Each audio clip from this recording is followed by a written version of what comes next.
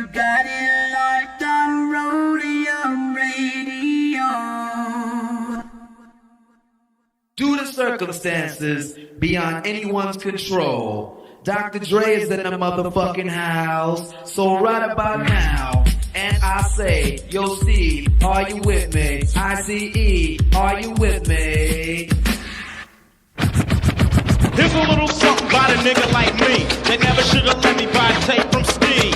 Ice Cube would like to play dope shit mixed by Dr. Dre. Since I was a youth, I like COMPTON. Now I like the motherfucking Rhodium. Buying a tape or two, that's what the hell I do. You don't like Tony A? Well, fuck you, this is a game, and I'm in it. Ice Cube will fuck you up in a minute with a right, left, right, making you sick. And then you see Tony A is on the mix.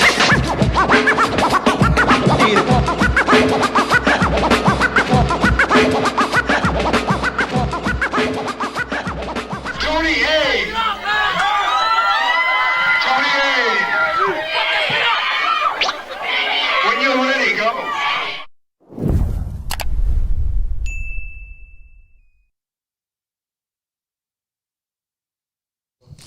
Welcome back, everybody, to Rhodium Radio, episode 246. And before I introduce my very special guest, I got some minor announcements. First and foremost, I want to introduce you to Nacho Granny's Cookies. She blessed us with some bomb-ass cookies. She's always blessing us and sponsoring us on every other show. And make sure you guys order Nacho Granny's Cookies, regular or medicated. Okay, we got some medicated that I gave to my special guest to give away to her friends. So make sure you guys follow her and order. She's from the neighborhood. So thank you once again, Nacho Granny's Cookies. Her Instagram will be on the description after the show. So make sure you guys order the cookies. Believe me, if you like to eat cookies, you're going to love these cookies. So other than that, some of you have been asking me which one is my official Instagram. It's the Tony Vision, the one up on the screen, because this is like my 6th page. I've never had an Instagram longer than a year because my pages keep getting deleted because people keep reporting my shit.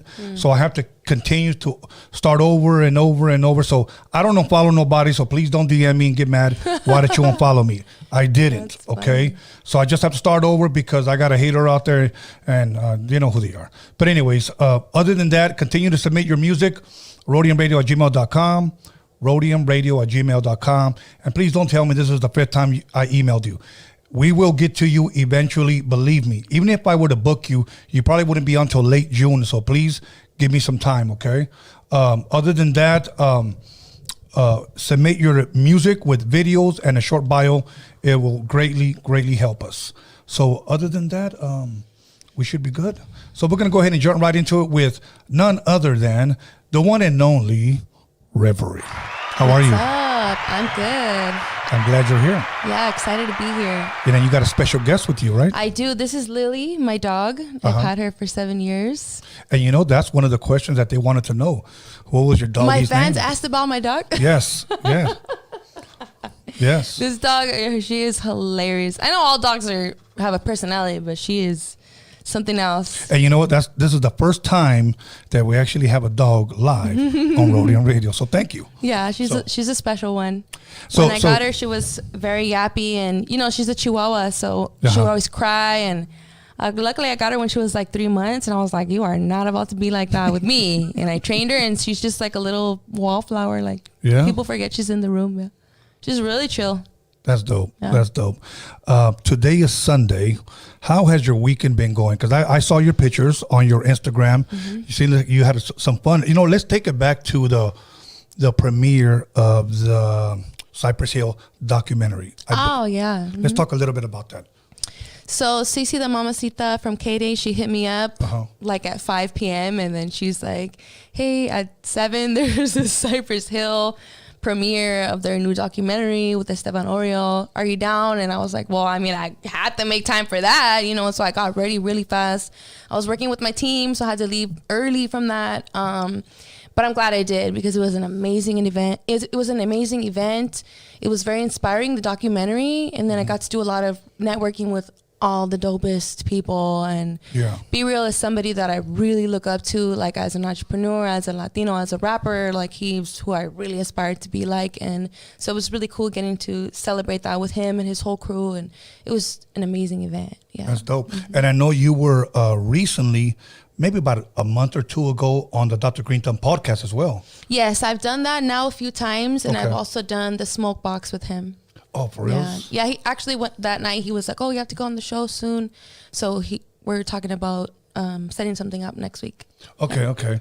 Now, for those of you that want to check out that interview, make sure you guys go to Dr. Green Thumb and look up Reverie, and the interview will be there.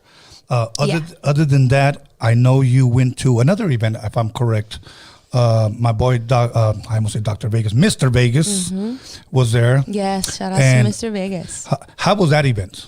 It was amazing. I got to see War perform, and also Dogface made his first rap song. I think it's his first. I'm pretty sure it's his first. He raps now?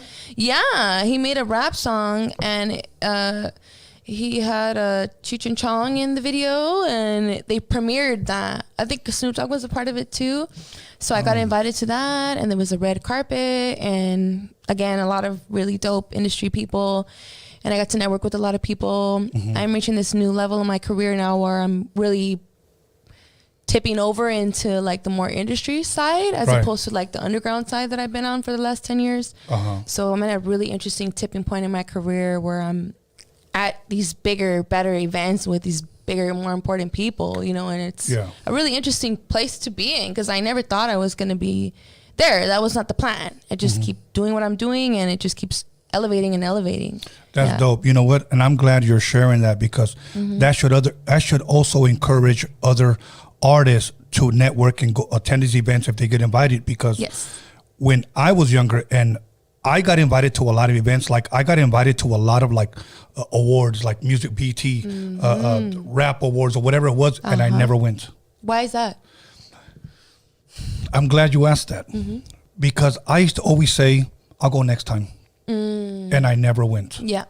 Earlier, you were sharing how you went to Germany and how you have friends in Germany. I had shared before that I hadn't got invited to Germany on a 10-day tour, to Canada, to Australia, to Japan, all early 90s, like 92, 93. And my manager was always, hey, we got you this tour. We got you. And you know what I would always say? Next time.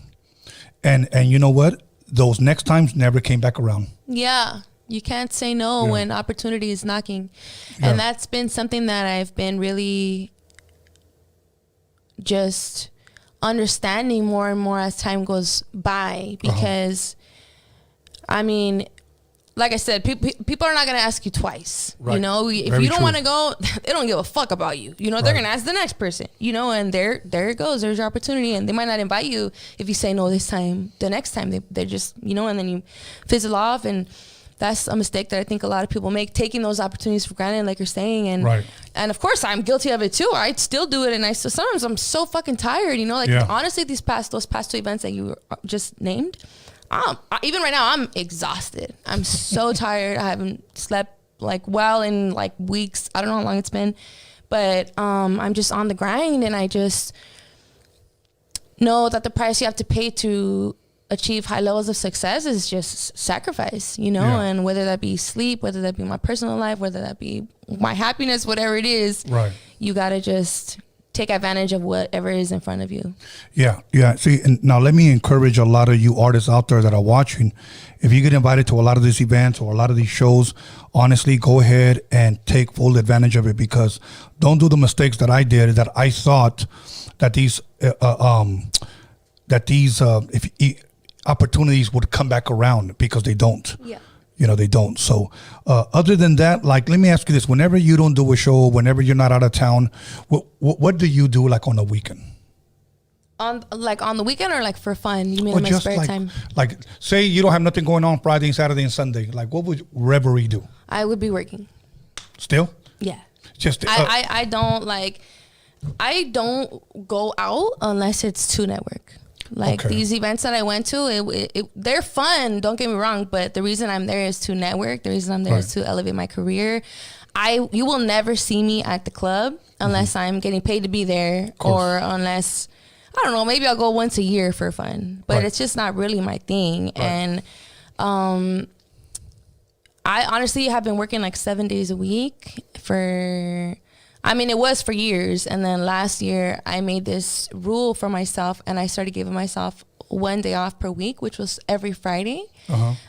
Because I felt like I just needed it for my mental health, and I had a lot of things in my personal life that were getting pushed behind, and I just thought that having a designated day off would be good, and it was. And before last year, the past like 5 years before that, I was grinding so hard. Like every day I would work, and I was working like 50 hours a week, 50, 60 hours a week. I was on tour a third of the year, like 4 months out the year, and I just decided that I needed to take a fucking break. And so last year I went on a vacation like every month, and I worked half as much as I usually was the past few years. And it's funny because everyone, when I tell them that, they're like, oh my God, it seems like you're working more. I'm like, no, honestly, I took last year like half off.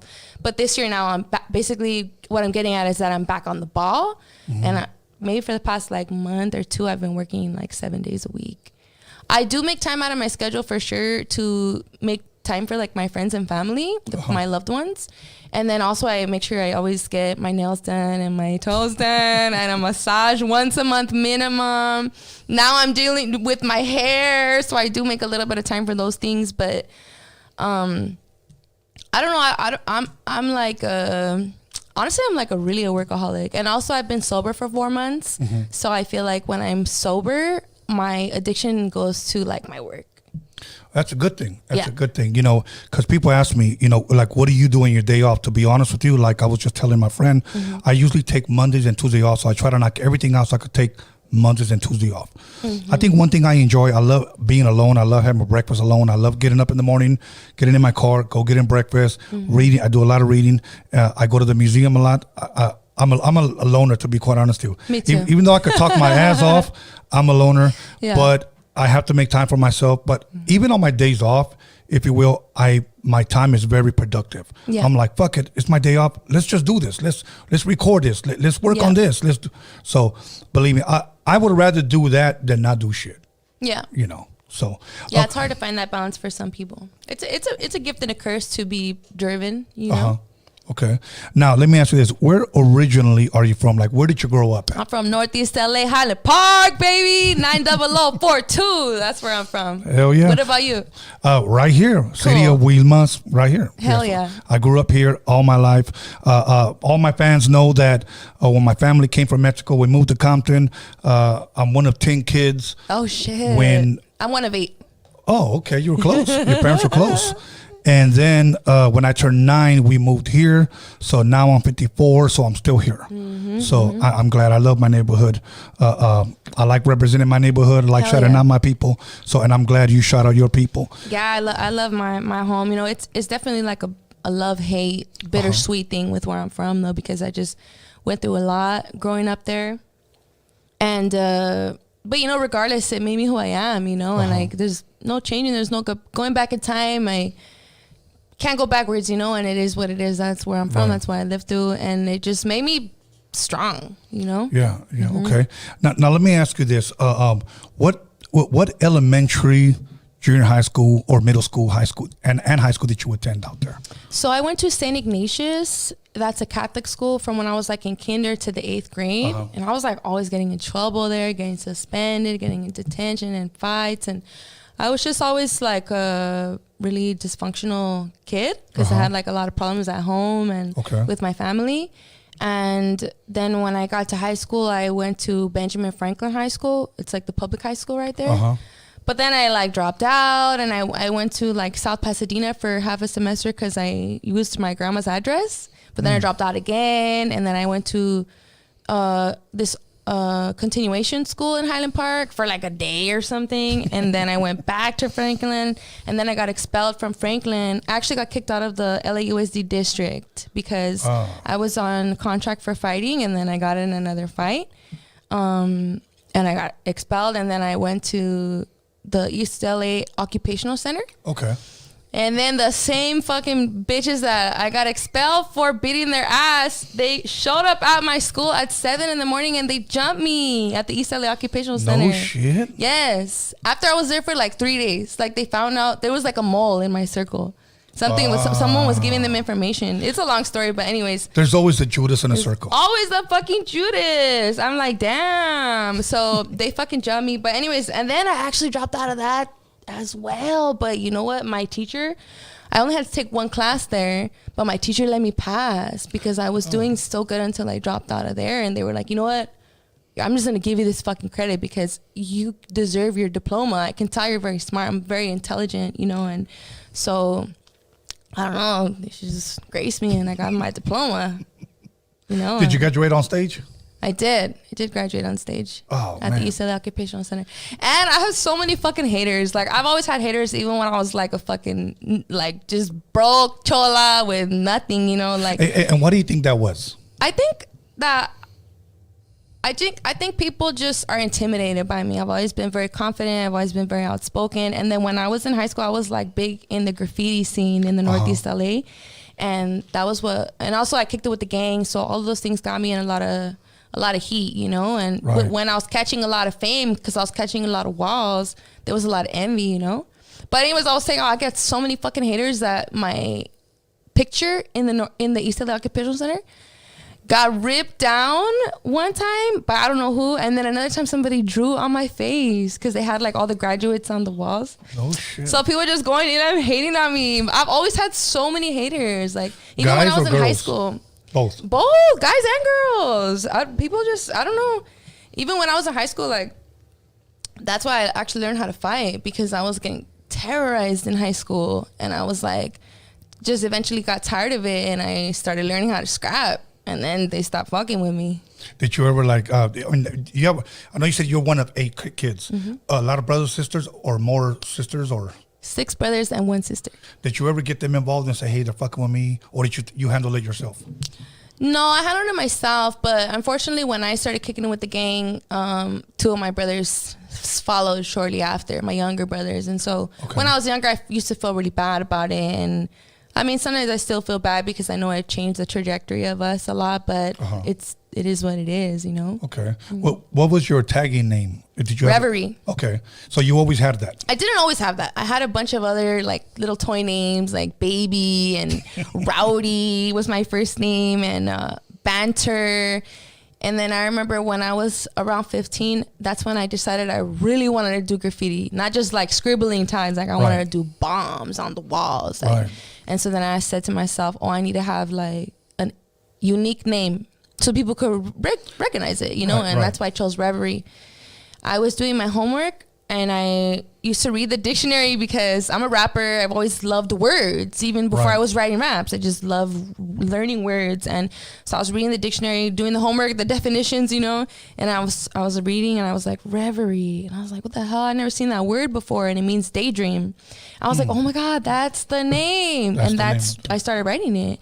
And then when I started rapping, I just went by Reverie because that was my name. And I already had, like I said, a buzz going on because of my graffiti. So when I started rapping back in the MySpace days, I never showed my face. People didn't know what I looked like for like 2 years of me rapping. I would always cover my face. Because I didn't want to get arrested. Because I was fucking really doing graph. Like I was really like freeway overpasses, trains, on the freeway walls, like everywhere. Billboards, heavens, like crazy shit. Like Do you still have pictures of all that shit? I have a little bit of pictures. Okay. But just a little bit. I think the most famous tagger back in the day was a guy named Chaka, but we're talking about 80s. Yeah, that was before my time. But I know what you're talking about for sure, because when I was in high school, we used to watch the graffiti documentaries, like on DVDs. Remember those? Yeah. I forgot what they're called, but for sure I seen him. I know what you're talking about. As a matter of fact, on the documentary that I directed, it's called the Rhodium Mixtape DOCUMIXERY. I made a documentary covering mixtapes from the 80s that me and Dr. Dre had made. That's cool. And on there, I had interviewed Cartoon because that's where I met Cartoon in 1987 at the Rhodium Swap Meet. Mm-hmm. And he was selling there with his dad. And so I interviewed him, and I got a bunch of his pictures of his bombings on the walls. That's cool. So yeah. And I'm going to throw this out there in case you're watching. I put those pictures first on my documentary before you put them on LA Originals, homeboy. So, but yes. But anyways. Those fools are dope. I really looked up to Triggs and Ruger as graffiti writers when I was like in high school doing it, because they would always catch these crazy heaven spots like up on the fucking freeway overpasses. And I remember I would start seeing them and I was like, oh, I want to do that. Like those fools are nuts. And then I did it. I started catching those crazy spots. But rest in peace, Triggs. That fool, I remember when I hung out with him a few times, just shortly, you know, but one time I was at this festival that I performed at the Rhyme Fest. And I remember that fool came up to me and he was all drunk. Did you know him? You know Triggs? No, I didn't. Okay, who was like always rowdy and like, you know, and he came up to me and he's like, Reverie, listen up. I'm only going to tell you this once. This is like fucking Eazy-E talking to you. I'm a LA king. He's like, one day you're going to be an LA legend. You're going to be a fucking icon. Remember that. I was like, oh shit. I was like all young and I was like, oh my God, Triggs. And I don't know, it's just a memory I have of him, but. Well, that's a good memory because you know what? I think he saw something in you. He did. You know what? And I think, okay, and this is just me. I think when people see something in you, there's two different types of people. They can say, wow, she's really got it, you know? Or, fuck that bitch. Se cree mucho. Yeah. You know what I'm saying? I don't understand the latter part. Yeah. I've never understood it. If you see somebody popping, you see somebody breaking, if you see somebody with graffiti, you see somebody DJing, somebody rapping, somebody that's dope, there's nothing wrong with fucking saying that guy's fucking dope. Yeah. All my life, I've gone up to people, hey man, you got it, bro. And I never had to say, hey, I'm Tony. Hey, I used to be in the studio with Drake. I didn't have to say any of that because that shit doesn't even matter. But and then there's other people that say, that fucking lame, he's whack, bro. You know? Yeah. So you're always going to have that. And the sad thing is that's just life. We just got to keep it pushing. Yeah. So, it's difficult sometimes having a lot of haters. Like, I know that everybody has haters. And like I said, I guess I've always just had a lot of haters ever since I was younger. But I look at other artists sometimes and I see their comments, you know, and I feel like some artists get more hate than others. Just for whatever reason, we're more polarized, or I don't know what the fuck it is, but I get a lot of haters, like more than most artists do. Do you get people that still go up on your page? Like, do you ever wake up in the morning, grab your phone, and then, fuck you, bitch, you're whack, you're terrible, whatever? Every day, every hour. Really? Every hour, yeah. Damn. Come here. Okay. Yeah, I have a lot of haters. And you know what? 9 out of 10 times it's guys. 9 out of 10 times it's guys. And then out of those 9 guys, like 4 of them, if I go to their pages, sometimes they'll be like producer, rapper, like they're failed producers. And, yeah, like things that I'm doing and succeeding at. Like they're jealous of a successful woman doing it, you know? I've interviewed a lot of women here, okay? And I guarantee you, that those guys that hate on you or those girls are watching you right now. I know. Hey, guys. It's me again. Shitting on your life. You lost again today, but good luck tomorrow. You know, I'll say another prayer for you. Yeah, exactly. It's funny because I've had guys that have DM'd me, hey, man, like the very next day, say I interview a girl named fucking Panfila, and then the very next day, hey, man, why did you have that bitch on? I just block her. I wouldn't even fucking bother with them. But there's a lot of these guys that for some reason, either they feel a sense of entitlement, like, why you, why not me? Yeah. You know, my thing is maybe you didn't put in the work that you're putting in. Maybe you didn't put in, maybe you didn't get up early. Maybe you didn't do this. There's something that you're not doing why you're not succeeding. It's not even something. It's like many things, like years of things, That's what people don't understand. Right. It's not like you just arrived yesterday. Yeah. Like I've been going at this shit for 10 years. Right. Like fucking 12 albums out, Like this is not something that was handed to me. Right. This is from the ground up. Now let me ask you an interesting question that I like to ask all my artists. Growing up at home with all your brothers and sisters, mom and dad, what type of music were you raised? Like what type of music would your mother or your father play? So my parents got divorced when I was 4, and then my dad remarried my stepmom, who had 3 kids already, and then they had 2 kids together. So that's why there's so many of us. There's 8 of us. So my mom, when I was young, she did listen to like a lot of like rock, but I don't really like that. I'm not a big rock person. I'm just not. I don't know what kind of rock it's called. I think it's like alternative rock. Okay. But I just never really liked the music that she would play. But except I would like when she would play like Erykah Badu and like Indie RE. those are probably the only ones that like that she would play. Oh, like Oasis. I like the Oasis. Oh, she liked the Santana. Yeah, but I wouldn't really like a lot of the music she would play. So we would fight over the radio a lot. Really? Yeah, a lot. But my dad, he's the one that introduced me really to hip hop. And so whenever I was with him when I was younger, at least, he would always play hip hop. We were always listening to So he hip-hop. would you say he's the one that introduced you to rap? I would say, yeah, probably. And then, but I remember being like a little ass girl, like 5, 6 years old. And I would be excited to wake up in the morning because I would listen to Big Boy's Neighborhood. And I would literally wake up and put Big Boy's Neighborhood while I was like getting ready for school and brushing my teeth. And I don't know, they would always do like the prank phone call. Remember that? Yeah, what was that called? Okay, you know what I'm talking about, right? Yes, I remember. Do, do, do, do. It wasn't that phone tap, right? Phone tap. That's Okay. what it was. Okay. Yeah. And I always loved Big Boy. And now he's like my homie. And I've done the show with him. And I'm going to go back on soon. And it's really cool. Like the full circle. It's like a head fuck for sure. That he's like my fan now. And it's just so cool. It is dope. It is dope. It's always dope when you meet people. Okay, look, I'll share this with you. I go out with my daughters. We'll go out and have like dinner or whatever. Mm-hmm. I love hanging with my daughters. But you'll get guys that will just stare at me, and I don't know if they're looking at me because they recognize me from the podcast or they want to start shit. My daughter's always like, Dad, remember that they're probably fans. Yeah. And 95% of the time, they are. And then they come up to me, can I get a pic? And I'm like, bro, I'll take a picture with you, but don't fucking be looking at me crazy like that again, bro. I have the same problem. Yeah. I know what you mean. So my daughter's like, I'm "See, like, what Dad?" is about to go down right now? Hopefully it's a fan. It's pretty much always a fan, but you never know. Right. Especially we're in LA. Like, Right. people are fucking wild right here sometimes, you know? Yeah. Usually when I see an actor, like I run into an actor, let's just say he's sitting down having coffee and he's on a date. Like I saw Denzel one time, okay? I didn't walk up to him and rub his nuts. You know, I just said, Yeah. what's up, big dog? How you doing, homie? You know? I would have rubbed his nuts. No, I'm just kidding.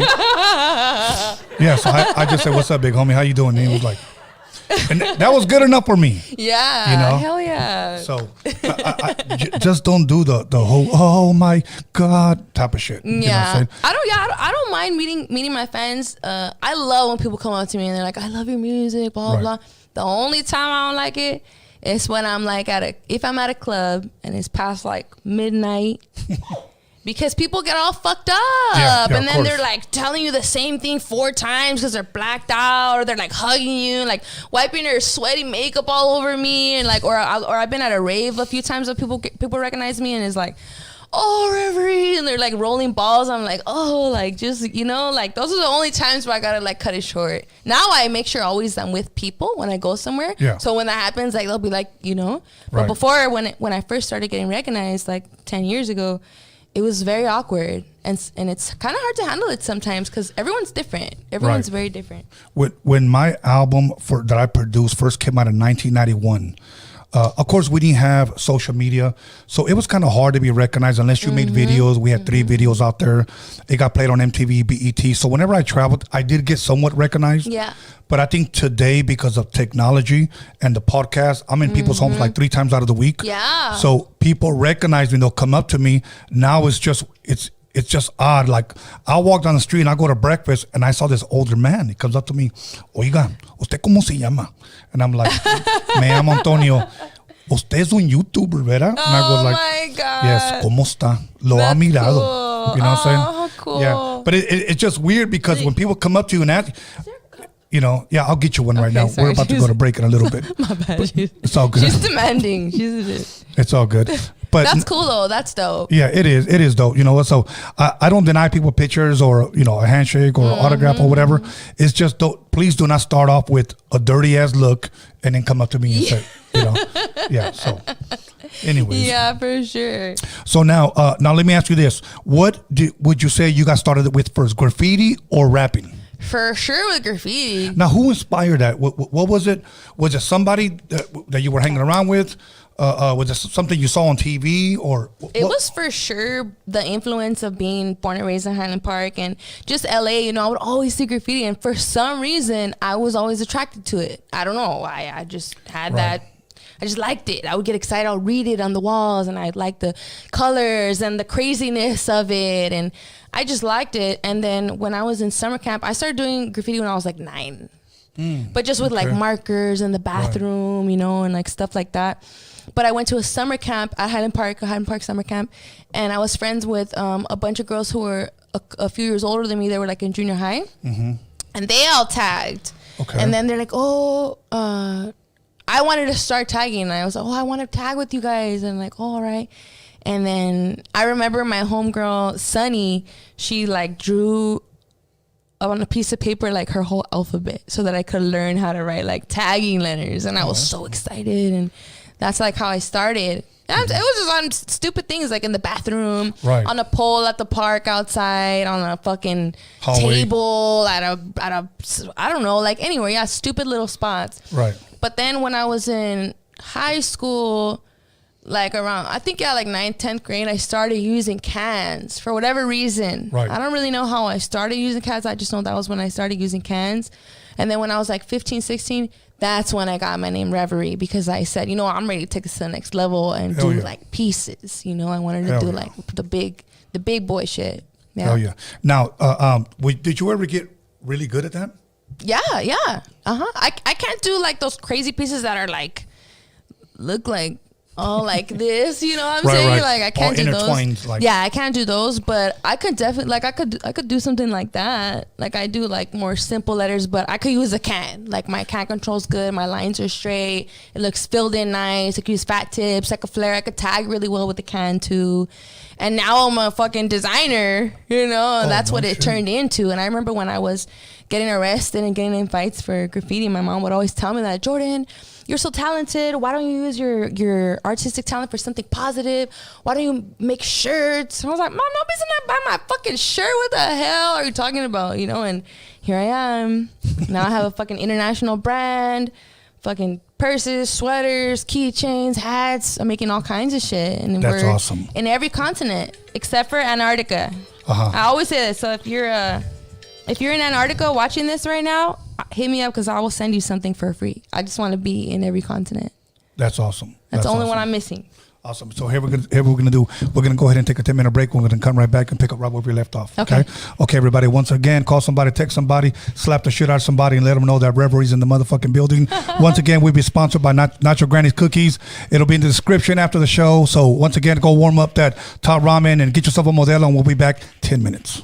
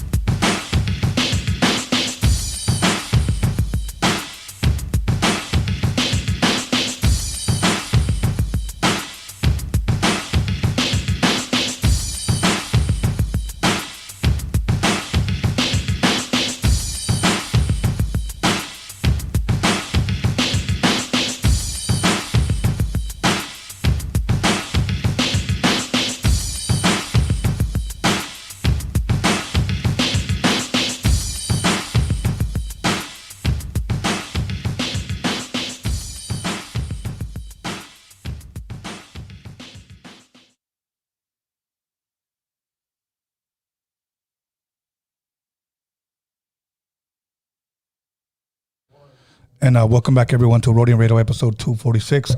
And we're going to go ahead and jump right back into it. And let me not forget, Nacho Granny's Cookies. Once again, look her up. Order these damn cookies. You won't regret it. So, Reverie, how you doing? I'm good. So far, so good? So far, so good. Is your hair bothering you? Because I see you patting it down. I just want to make sure you look good in the camera. It's hard being a girl, you know? There's so many things to worry about. You saw me fixing my makeup right now. They fixed the hair and make sure the sweater's on right. It's Did the all good. lint roller before I got here. It's a lot of work being a woman. Yeah. Now, what about taking care of a dog? Is there a lot of work taking care of a doggy? It should be a lot of work taking care of a doggy because dogs need a lot of love and attention. And a lot of people, they just chain their dog in the backyard to the pole and never walk them, never nothing. My dog is very spoiled. I treat her like a child. Do you like feed them off the table, or do you buy them canned food? Or no, I give her this, or she has organic food right there. I got her organic, and she sleeps in my bed every night, and I walk her almost every day. And yeah, she's very spoiled, but she's a good dog. Okay. And I asked pet questions because I don't even have I never had a pet. Remember I told you all I had was piranhas. Yeah. So yeah, piranhas, and my daughters liked them. So anyways, we're going to go ahead and jump right back into it with, so your father, you would say you credit your father pretty much for introducing you to hip hop. You were listening to Power 106, Big Boy, Phone Tap. Yes. Then you started graffiti. Now, around what age again would you say, for those people that are barely tuning in, would you say you started graffitiing or at least drawing? I was 9. 9 years old. Now, as far as rapping is concerned, about how old were you when you first decided to say, fuck it, let me just go ahead and start writing some shit? Well, for sure, it was like literally when I began to spell, when I was like 5 or 6. Really? Yeah. Like I remember being in kinder. I have very few memories of being that small, but I do remember when I was in kindergarten and my teacher was teaching us how to write letters. I remember I would write more. I would write more than what we were supposed to write because I really wanted to learn how to write because I wanted to write like poems and stories. I wanted to write short stories. And I remember even like my teacher scolding me for writing too much. Like, you're not supposed to write that. And I just have that memory. Obviously, probably I was traumatized by it, but now I'm an adult. I just think it's so strange. Like I was getting punished for going the extra mile, you know? Yeah. And it's just, but anyway, so when I was a kid, I'm very fortunate because my mom had a computer. She had a computer, you know, back when I was fucking 7, not everybody had a computer. Like everybody has a computer. Now we all have a computer in our hand and our smartphones. Exactly. But she had a computer and I would write on it. I would type on it. And ever since I was really small, like 7, I remember writing short stories and poems. And so I've always really been into writing for whatever reason. I guess it was always just like an outlet, you know, it's always been a really form of therapy for me. Even now, I write like a lot of gangster shit, you know, but like a lot of my music is very vulnerable and personal, you know, and it's always been like that. If you go back to the beginning of my catalog, there's always been a bit of both. And even when I was a kid, it's always just been an outlet. I think, like, I remember the kinds of stories I would write, and it would be like about nice families and like just stuff that I wanted but didn't have. Okay. Anyways, when I got into junior high, that's when my dog wants to play with me. See what she's doing? She's bored. When I got into junior high, that's when I discovered underground hip hop, like indie hip hop, like Atmosphere and Murs and the Living Legends. And that's when it clicked in my head, like, oh shit, maybe I could be a rapper.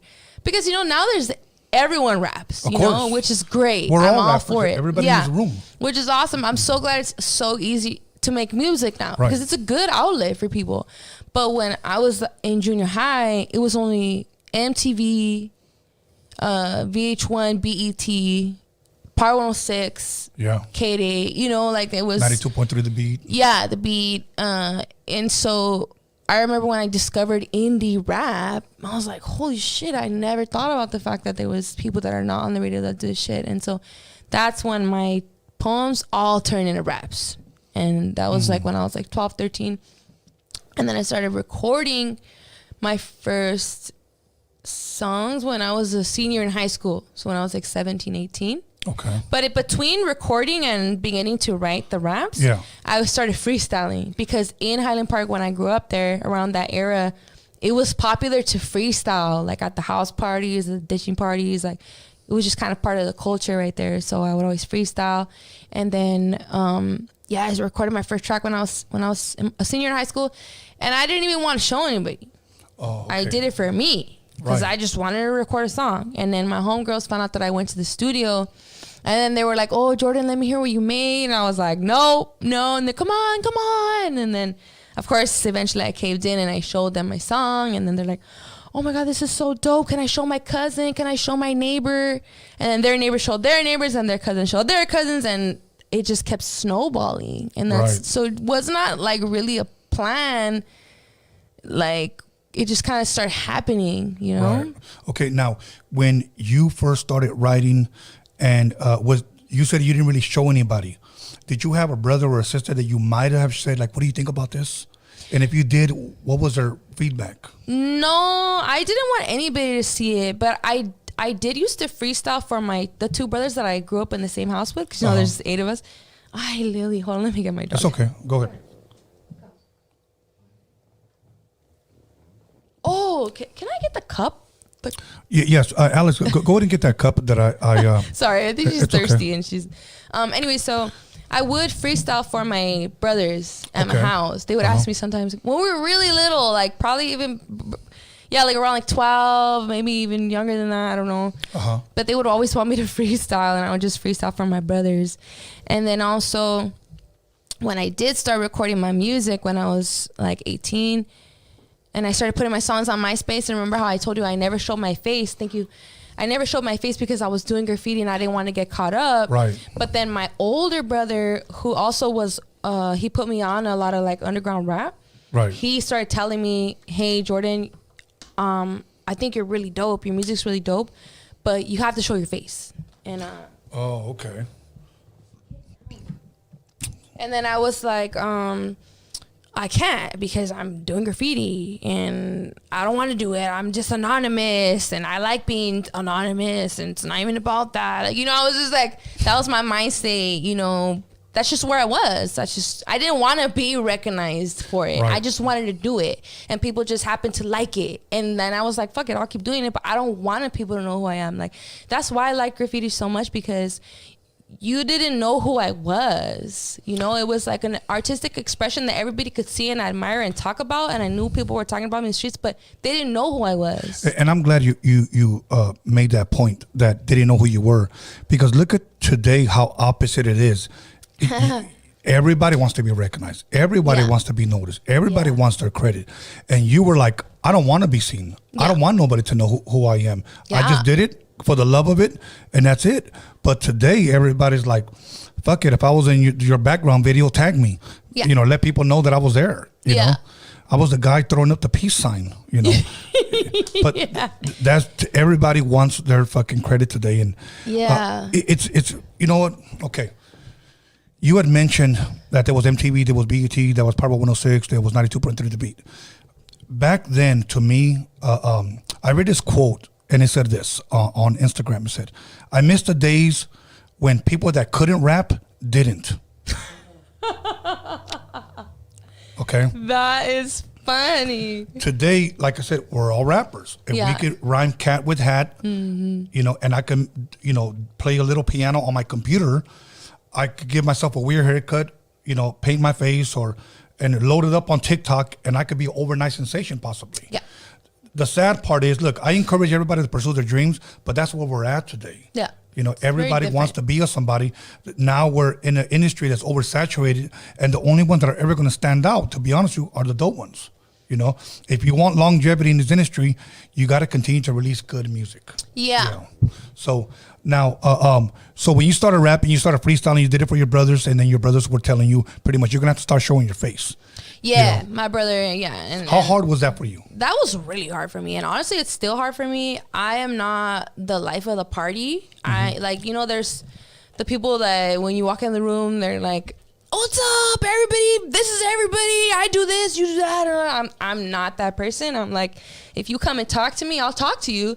But I'm not like you know, like that's just never been me. Like never. Even when I was in high school, even now, if you see me at an event, you'll see me. I'm just chilling in the corner. Right. And people will come up to me and talk to me, and but so it's still hard for me to be like a public figure, and especially nowadays, it's very different because, you know, when I was growing up, when I was a kid, all rappers had to do was rap. You know, and I mean, I don't want to say like that. I don't want to make it seem like they didn't do shit, because I know it was really hard and it was just a whole nother world.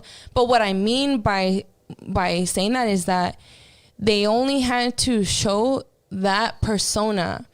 But nowadays, a lot of being successful in the entertainment industry is showing your personality, showing things that before were private, you know, and that's how I came up. I am one of those people that's like a rapper, but I'm also an influencer. So that's something that I kind of trapped myself in this cycle that I have to keep doing that, you know, and it's a challenge sometimes, you know, oftentimes. It's obviously I like doing it, but it's definitely it's just a tricky space to be in. Okay, let me ask you a question. I don't know if anybody's ever asked you, because so far we've talked about two elements of hip hop, which would be graffiti, yes, and it'll be rapping, MCing. Okay, you ever tried popping or breaking?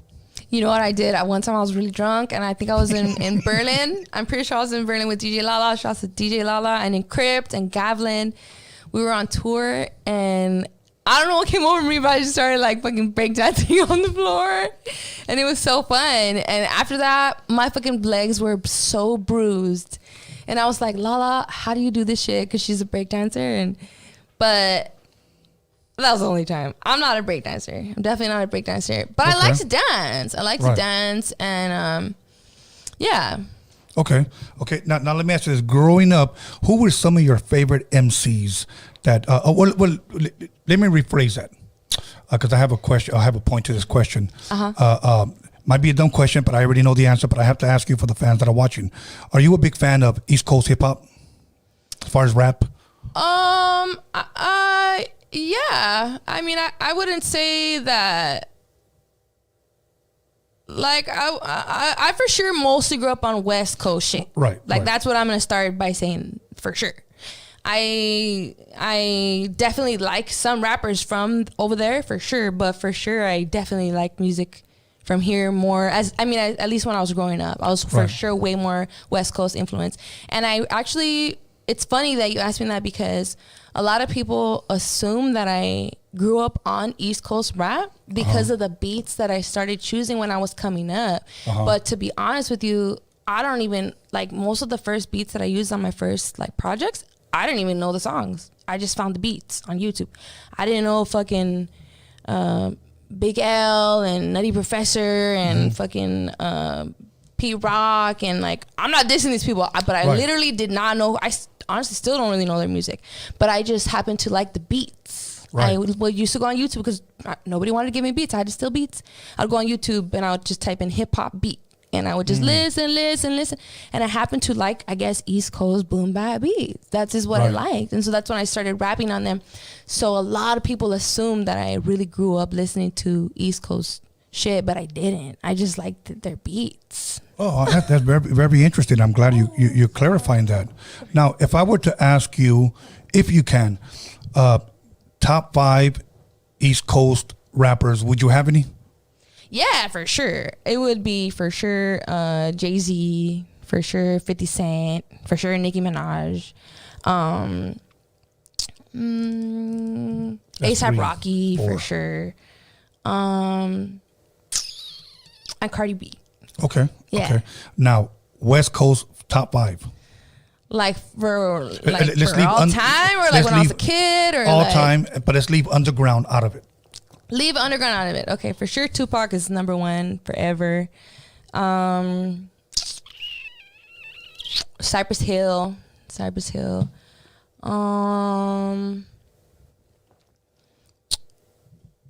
Ice Cube. Snoop Dogg. I have one more left, right? One more left. I'm not underground.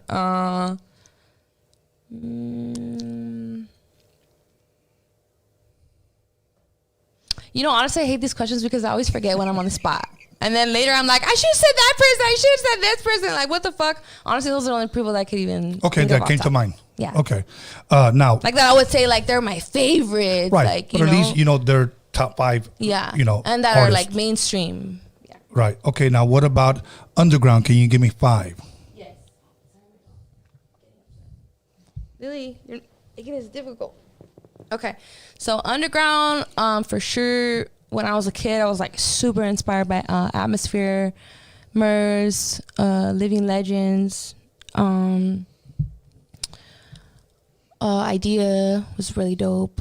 I would say those are probably like my main influences as far as like underground that I would like actually say like they influenced me, you know, like because I listened to a lot of other underground artists, but none of them that I would say like, oh, they made me rap or they, you know what I mean, like. But those people for sure, like they had a huge influence on me writing and going to hip hop shows and shit like that. Yeah. You a vinyl collector at all? I'm not. Okay. What about your first show you ever gone to? Do you remember what that was? It was Wango Tango with my mom. She took me, I think it was like my 12th birthday or something. Isn't that like a K-Rock thing? No, like, it was Kiss FM. Kiss FM. I also for sure was really into pop music when I was a kid. Like I was obsessed with Britney Spears and Spice Girls, Christina Aguilera. Like I'm talking about obsessed, you know, Backstreet Boys, like all that shit. I was for sure like listening to Big Boy, and then I was also listening to, I forgot the guy's name on Kiss FM, but.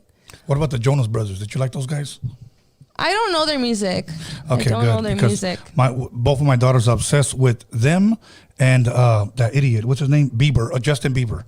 You know, why do you think he's an idiot? He's dope. I have my own reasons, but later on I'll show you. He's definitely. I think he's awesome. My daughters went to the concert they just had recently, and they know I can't stand him, and they sent me a video of him up on stage, and then they turned the video up, and they're singing that baby, baby, baby. Oh my god! You know what? I like his newer stuff more than his older stuff. They love all of his stuff. So. But you know what? When I was, if I'm remembering correctly, because this is when I was fucking 12, I think we saw Nelly there, and he was like the reason I wanted to go. I was a big Nelly fan growing up. Like he for sure, he's not from the East Coast or the West Coast. That's why I didn't say him. But if you would ask me like from the South, you know, I would for sure have to say Nelly. He was one of my biggest influences, like the Country Grammar record, especially. And he's really dope. But he was at that concert, and then I remember that's the first time when I saw Santana, and then I was like, oh, no wonder my mom likes them. Like, holy shit, they were so dope. Yeah. And then I also got to see Kiss, the band. Kiss? Yes. I saw them when I was in 6th grade. Oh my God. That's like Paul Holder was 6th grade or 7th grade, right? That's 12, right? Yeah. That shit changed my fucking life. Yes. Like we were like all the way in the nosebleeds, you know. But I just remember like they I think they were the headliners, so they were the last performers, if I'm remembering correctly, because it's awesome. a long time. Yeah, and I just remember when they made the whole stadium go black, and then they put like the lights and they made everybody clap. And then they were like, I love rock and roll. That's it, right? Or is it? Or one no? of those. I'm singing the wrong song. Singing the wrong song. I'm singing the wrong song. See, I don't really know them. Like I said, I just happened to see them at that concert, and I just remember it was fucking life changing. But one of their songs are like, was just so cool, and their face paint, and I remember it was just such an influential moment in my life. See, you know, today when they turn off the lights at concert, because I haven't been to a concert in a minute, what do people turn on as a light? Their cell phones? Yes. Because back then, you know what it was? Lighters.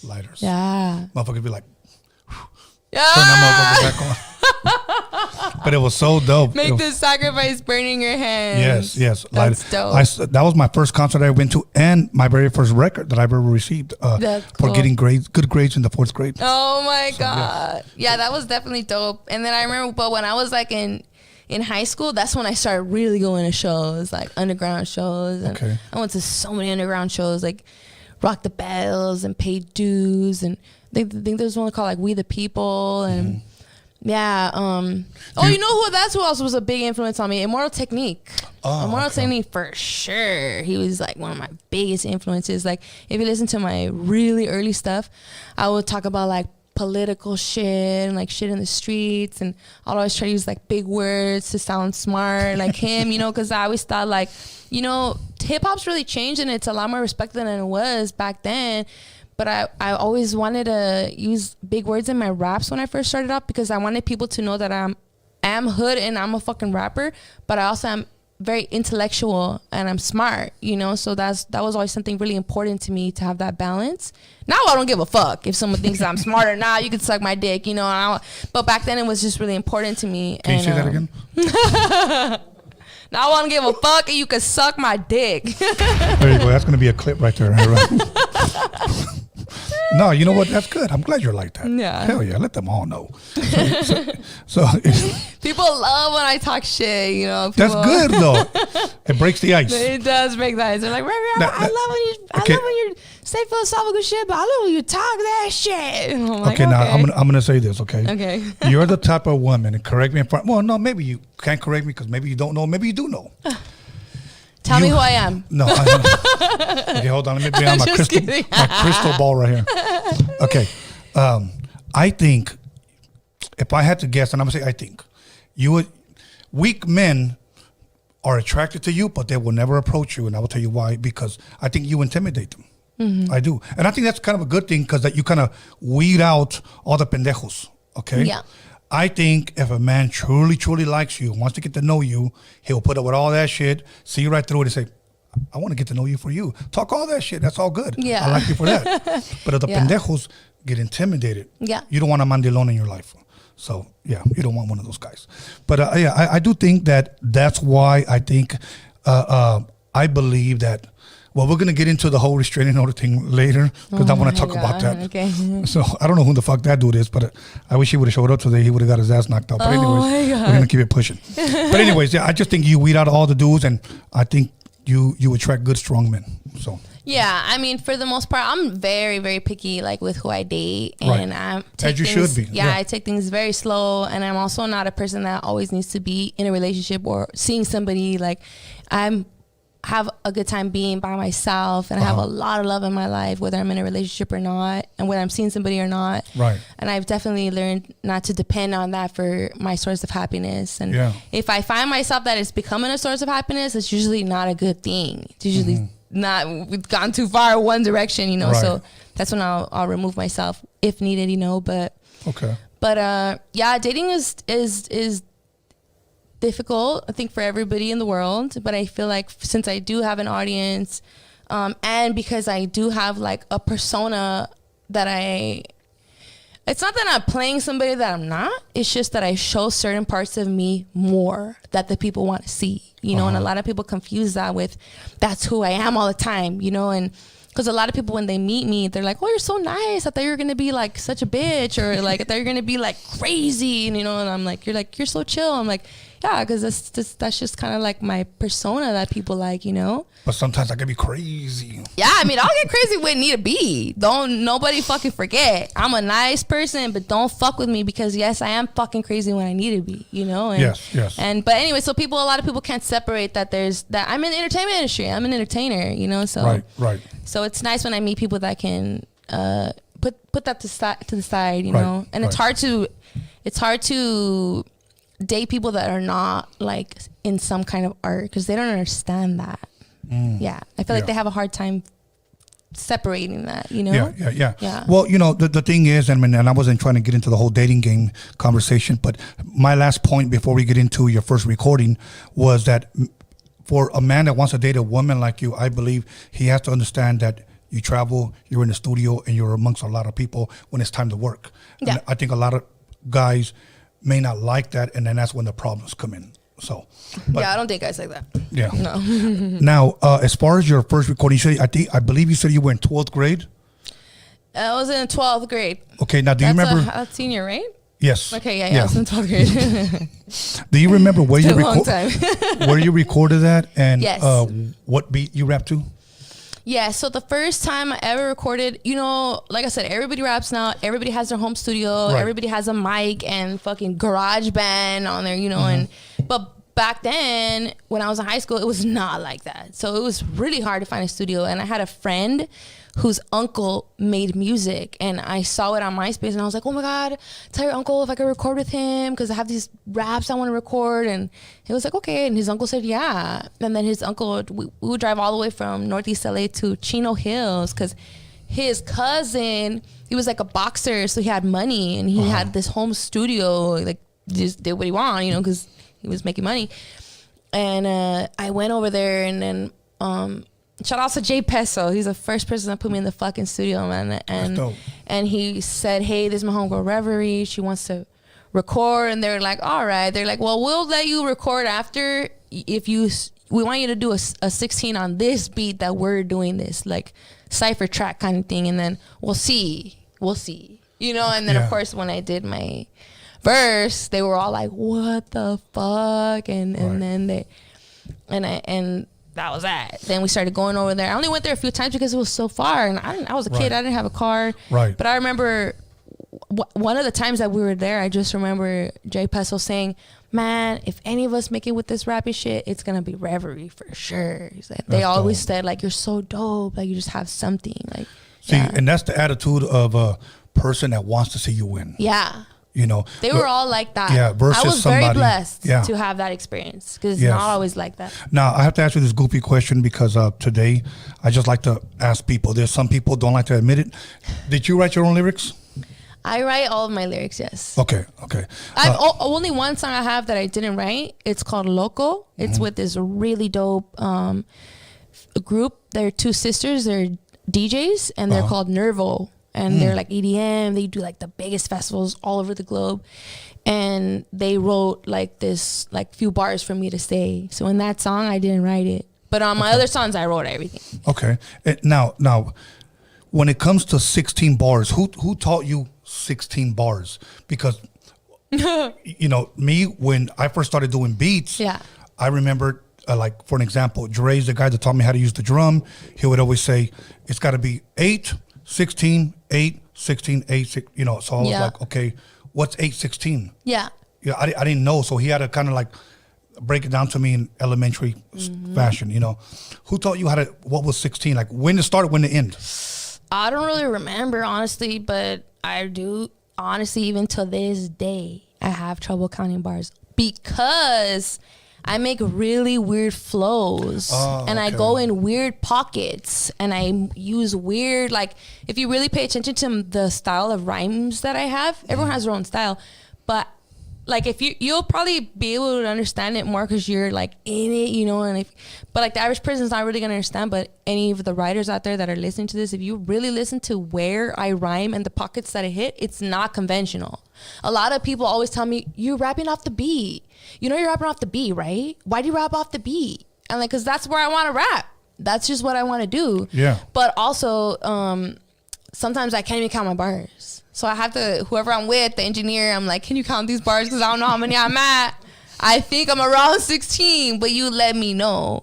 You know, and I don't remember when I started counting bars. I really don't remember. But if you listen to a lot of my first projects, they're just like, I mean, even to this day, I still do it. I just do really one long verse. That's it. There's no chorus. There's no bridge. It's just me and the beat. And it's just like long. Because I just like writing and I don't know. Right. Did you ever battle anybody?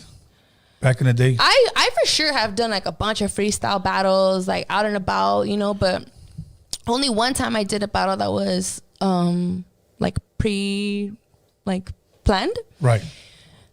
I think it was with KOTD, King of the Dot, if I'm remembering correctly.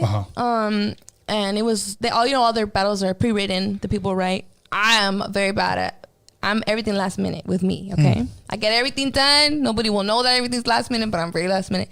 I wrote the battle the day before, and I was practicing on my way there. And when I got there, I forgot all my lines because I was nervous. It was my first battle, and it was early in my career. It was like, this was like 10 years ago. And I fucking flopped. I flopped the fucking battle. And then like, it ended up like getting a little bit confrontational. The girl she was like, oh, I'll fucking slap you, hoe, or something like that. But it wasn't in her rap. It was not part of her rap. And I was like, then what's up there, bitch? You know, and I got all crazy and like, cause you know, like I'm from Highland Park, you know, and and back then I was like really just fresh in my career. So I was still like getting in fights and kicking it with my hood. And like, I was still really fucking ghetto. Right. And there was this fucking like bitch. She was like, I don't know where she was from, but she was some white bitch and she was not from the hood. She was like just placed there somehow, you know? So I was like, bitch, I will beat your ass, you know? And so then when I flopped the battle and everyone's like, oh, she's trying to fucking fight and she fucking read her raps off the paper and blah, blah. And it was just a fiasco. And that was the last time I battled.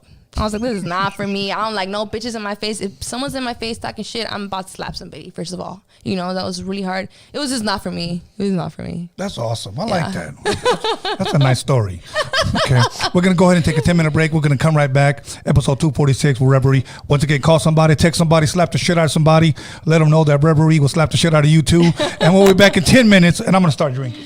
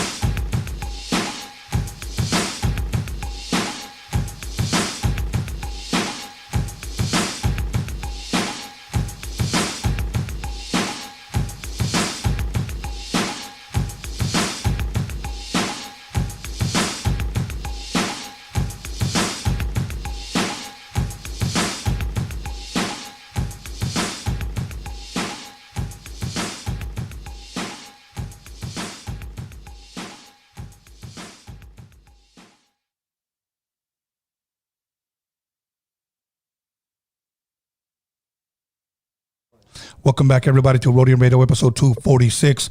And once again, today's show has been sponsored by Nacho Granny's Cookies. And if you can't see them, you better order them. Okay? Don't come back and tell me, Tony, you didn't show them. I showed them in the very beginning. You're going to have to rewind the show and check them out. You can also buy regular cookies or medicated cookies. If you take the medicated, soon you'll be relocated. So once again, don't mess with me. Order them. She'll be on the description after the show was up. So once again, Nacho Granny's Cookies, much love, much respect. We're going to go ahead and jump right back into it with none other and the only Highland Park famous resident, Reverie. That's right. How did you like that? That was pretty good, huh? That was awesome. I actually practiced any introduction with Highland Park and my name is great. Yeah, that's dope. That's dope. I'm going to serve me a little bit of tequila. Oh, Spence. Yes, I'm going to sip. I would offer you some, but you told me que no. Yeah, I'm 4 months sober. Good. Awesome. Let's give her a hand clap. Alex. Hell yeah. Hell yeah. I was sober not yesterday, the day before. But now back in the days, or I know you say sober, was it just weed or was it liquor or what was it? I'm sober from everything. Okay. Weed, drugs, fucking alcohol. I just drink coffee and smoke cigarettes. That's a good one. Coffee, I like it. Okay, now, you know what? I have a hard time saying this word. Help me. Hallucinogens? I can't say that word. Hallucinogenics? Yeah. Have you ever experienced that? Yes. Can you give us a story? You know, it's the yes. Like a bad one? No, it could be a good one. Like you saw a midget jumping on your back. I don't know. Well, I do remember one time I did some shrooms when I was like 18. Uh-huh. We did a good amount, like a lot, like an eighth or something retarded. What do shrooms look like? Like sunflower seeds or something? I don't even know what they look like. They look like literally dried mushrooms. That's okay. All they are. It's just so mushrooms. You don't put them on somebody's salad, huh? Some people will put them like on pizza or like whatever, but I just like to eat them and then with orange juice. It tastes good. I know it doesn't taste good, but I like how it tastes because I guess I know what it's gonna make me feel like or whatever. But one time, yeah, we took some shrooms on Halloween. Worst idea ever. Wait, have you done shrooms? Never. Okay, don't do them on Halloween, Tony. Why, okay? Michael Myers is everywhere or what? Yes, that's the problem because when you're on shrooms, everything, like, you'll look like you, but you look like a little bit distorted. It just, shit. Like maybe your eyes will be more like chinky or your nose will be bigger or your lips will be more like, just your face, everything is a little bit distorted, you know, and that's the point. You want to trip, you want to go into an alternate state of mind to reach new places in your mind, you know, whatever it is. I don't take hallucinogens to get fucked up. I take them to go on a journey of self-discovery. And that's always how I've taken them, even since I was like a teenager. And, but we took them on Halloween, and this is when I was still like heavy kicking it in the hood, you know, and we took way too much, first of all. And then we didn't have anywhere to go because we were like kids. And then I remember we got on the dash, and I just remember I looked at this one lady sitting on the bus, and she was chewing gum. And then I looked at like everybody else in the bus, and everyone was looking at me chewing gum. And I was like, dog, I'm tripping. And I told my homegirl, Stephanie, I was like, dog, everyone's chewing gum on the bus. And she's like, oh my God. And she saw it too. And I was like, that means we're tripping. I was like, we need to get to the house.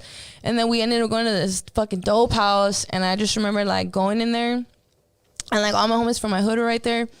And I just remember there was like fucking, everybody had, like there were straps going around. People were passing straps. Like, oh, look at my new this. Look at my new that. And then everyone was smoking dope. And like, I just remember the Pookie was like going and going and going. And I just remember like the look in everybody's eyes. And I was like on shrooms. And then my homies like talking about like some crazy shit that I'm not going to say on the fucking interview, you know? Right. And then I was like, oh my God, I need to get the fuck out of here. I don't know why we came here. And we left. And then everyone's wearing Halloween masks and ugly makeup because it's Halloween. It was the worst ever. And we ended up at this party. Thank God we found the fucking party, and it was a good party with like regular people, and it ended up being a good night. How long does something like that usually last?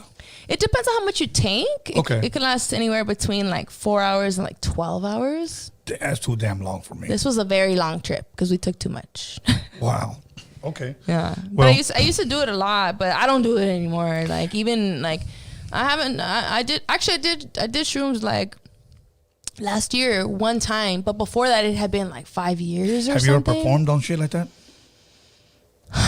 No, I wouldn't perform on like hallucinogenic. I don't know how people do that. Like that sounds like a little too much for me. That's on some Jim Morrison shit right there. Yeah, So. like I don't know if I just honestly I just wouldn't want to fuck up the show Right, for right. my paying fans. You know, I'm Right. all because I've seen people when they're too fucked up and then they're just all sloppy and it's sad. You know, Yeah. also like I've always had like a problem with like addiction and shit, so it's not something that I'm gonna be like proud of. And when I see people like Amy Winehouse before she died, like I don't know if you've seen her concerts before she died, but she was like stumbling and falling and it was really sad, you know, and I Right. don't want to like let my fans down, them seeing me like that, you Of know, course, like that's of course. something that I'm not like proud of, and it's something that I struggle with and I have always struggled with since I was a kid. And so I'm 4 months sober right now. I need to take a Awesome. break. Only one time I DJ'd a show drunk,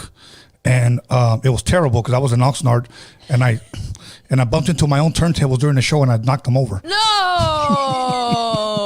Oh shit! Yes. I know how bad that means. Yes. Like the then I viewers li- probably like, "What's the big deal?" Like it's big deal. Yes. Oh shit! And then I lied and said somebody from behind pushed me. So, but no, Oh my I was fucked up. God. Yeah. Blame it on somebody. Now, That's as funny. far as your first, how old were you, if you don't mind me? You don't have to say your age, but I'm 32. I just turned 32. awesome. I have no problem saying how old I am. Like That's I don't know awesome. why people are so ashamed of their age. Like I don't know. Like I feel, like I said, grew up kicking with the gang. A lot of my friends have died. Like a lot. Yes. A lot of them have been killed. A lot of them have killed themselves, Mm-hmm. overdosed, doing life in prison, doing hard time in the feds. Like for me to live to 32, like, I thought I was gonna be dead about the time I was like 19. So for me to be here today, I feel like I've lived a long life. Blessed. And I've done a lot of cool things with my life. I always tell people, like, if I die early, don't feel bad for me because I've done more with my life than most people will ever do in their whole life, whole you know, life, and yeah. living to 85, you know. So, Right. but I feel very blessed to be this age. Yeah. That's awesome. How old were you when you dropped either your first single or your first EP or your album? So my first singles was when I was like a senior in high school. I was like 17, 18. I was more towards 18. But it was like right on that tipping point in between. Okay. And then I dropped my first project when I was 19. Okay, so you dropped your first single. It's out on the street now. People listen to it. What was the feedback that you were getting? Everyone loved it. Everyone was like, we need more. You know, and I was like, holy shit, like, I can't believe people like my song. Like I said, I didn't want to show anybody. Right. It was only for me, and my friends had to, I'm talking about, like, they were begging me to show them my songs. And Right. I just did it because they wouldn't shut the fuck up. And you know, and they just liked it. And then so people have always liked my music. Like, you know, a lot of people, we all have our God-given talents or whatever you want to say. Like, you're a natural at Right. basketball, you're a natural at whatever it is. I guess I'm a natural at writing, like I am, because I know a lot of people have to really try harder to get recognition for their writing. I've always gotten recognition for my writing. One time when I was in the 4th grade, I wrote a poem and my teacher didn't believe me that I wrote it, and I actually got in trouble. And I had like this serious meeting with my principal, with my teacher, and they called my mom, and they were like trying to find the poem on the internet. This was That's like fucked up. Yeah, and then it ends up like, yeah, I wrote the poem, and my teacher ended up, of course, saying like, I'm so sorry that I accused you of this, but like honestly, for a 9-year-old to write this, it's like I can't believe it, you know. And so I've always just had a God-given talent. So anyways, point being that when I started making music, people just gravitated towards it like quick, you know. Yeah. And it's just always been, people love my shit. Well, it was something you were meant for. It was something I was meant for. Yeah. That's awesome. Mm-hmm. And so now people love it. You drop your next project, I believe you said the following year. You Yes. dropped first single, then the following year you dropped your project. What was the feedback you were getting from that? It was just Same? even crazier. Like I remember Okay. the first mixtape that I dropped when I was 19, I remember it was in the MySpace days, and MySpace used to have a play counter. And I remember that in 24 hours, we got over 3,000 streams. Okay, and that was my first project ever, and it was like Indian. It was, you know, and 3,000 streams. That's not like so much anymore, I guess. But like 10 years ago, it would be, I don't know, equivalent to like what, like 20,000 streams or something, or maybe even more. And so I remember like at that moment, I was like, oh shit, maybe I could do something with this. Like that's a lot of plays. And so when I dropped the next one, it was just like bigger. And then it was a longer project, if I'm remembering correctly. And it was just like, then my brother started making my beats Loudon. He just recorded like almost everything I've done, and he makes like a lot of my beats. We actually have a new album coming out very soon that we just turned in last week. So yeah, that was when me and him were like, oh shit, this maybe could be something. Yeah. Okay. And now I have 12 projects out in 12 years, and now I'm dropping 2 albums this year. Awesome. Let's give her a hand clap on that one. You know what? You work your ass off and you deserve whatever you got coming because you put in the motherfucking years. And if you guys don't like it, pues vete a la verga. But honestly, congratulations. Thank you. I appreciate it. And I don't try to be disrespectful to people, but I don't like people that hate on people that are working for theirs. Yeah. Like I'm fucking slaving away right here. I'm fucking I make it look easy, but I'm fucking exhausted. Now, let me tell you something about this interview real quick. I started this podcast September 11th, 2019, not knowing, I'll be honest with you, if anybody is even going to watch, okay? From the very beginning, you were one of the people that people were requested from the very beginning. Oh, interesting. Yeah. That's cool. So that's why I'm very thankful that you're here and we're giving the fans what they requested for a long time. This September, it will be 3 years eventually. And you have how many episodes? 240. This is 246. That's a lot in 3 years. Yeah, that's crazy. Yeah. Congrats. Thank you. And now I do want to say that we started off with maybe like 40 people watching our first interview. Now we average easy 1,000 people every time. That's awesome. You know, so I'm very thankful because if it wasn't, and I want to take the time to thank the fans, that if it wasn't for the fans, I wouldn't be shit. We wouldn't be shit because we're not shit without the fans. Yeah. So much love, much respect to all the fans out there, the love and support. And stay tuned and watch every single one of our episodes because I get people that I meet. I watch every single one of your episodes. That's awesome. And to me, that's a blessing. So that's beautiful. Now, as far as your first video, do you remember what that was? I do remember my first video. And where did you post it at? Was it just YouTube? Was it MySpace or what was it? And what was the response on that visual? So when I first started making music when I was a senior in high school, my dad, he always creeps on what we're doing on social media, okay? He's the fucking spy. He's always been since my MySpace and then Facebook and my Instagram. He's the fucking spy. And so immediately he found out about my music. And I remember when I dropped my music, I was embarrassed because I knew my dad was going to see it. And I didn't want him to see it. Right. Because I didn't want anybody to see it. Like I keep saying, I didn't want anybody to see it. I want to release it, but I don't want nobody to hear. Yeah. No, I didn't want to release it. I just put it up because people were like, oh, I want to play it on MySpace, blah, blah, blah, like, you know. And, and I was like, okay, fine. And then I just started putting stuff. Anyways, I didn't want my dad to see it. And of course he saw it because he was spying on me. And then he was like, I heard your music. And I was like, oh, fuck, I was so embarrassed. I was like, he's going to get so mad. And then he's like, it's really good. And I was like, oh, thanks. And he's like, yeah. He's like, honestly, I'm glad it's really good because I would have told you if you sucked. And I was like, thanks.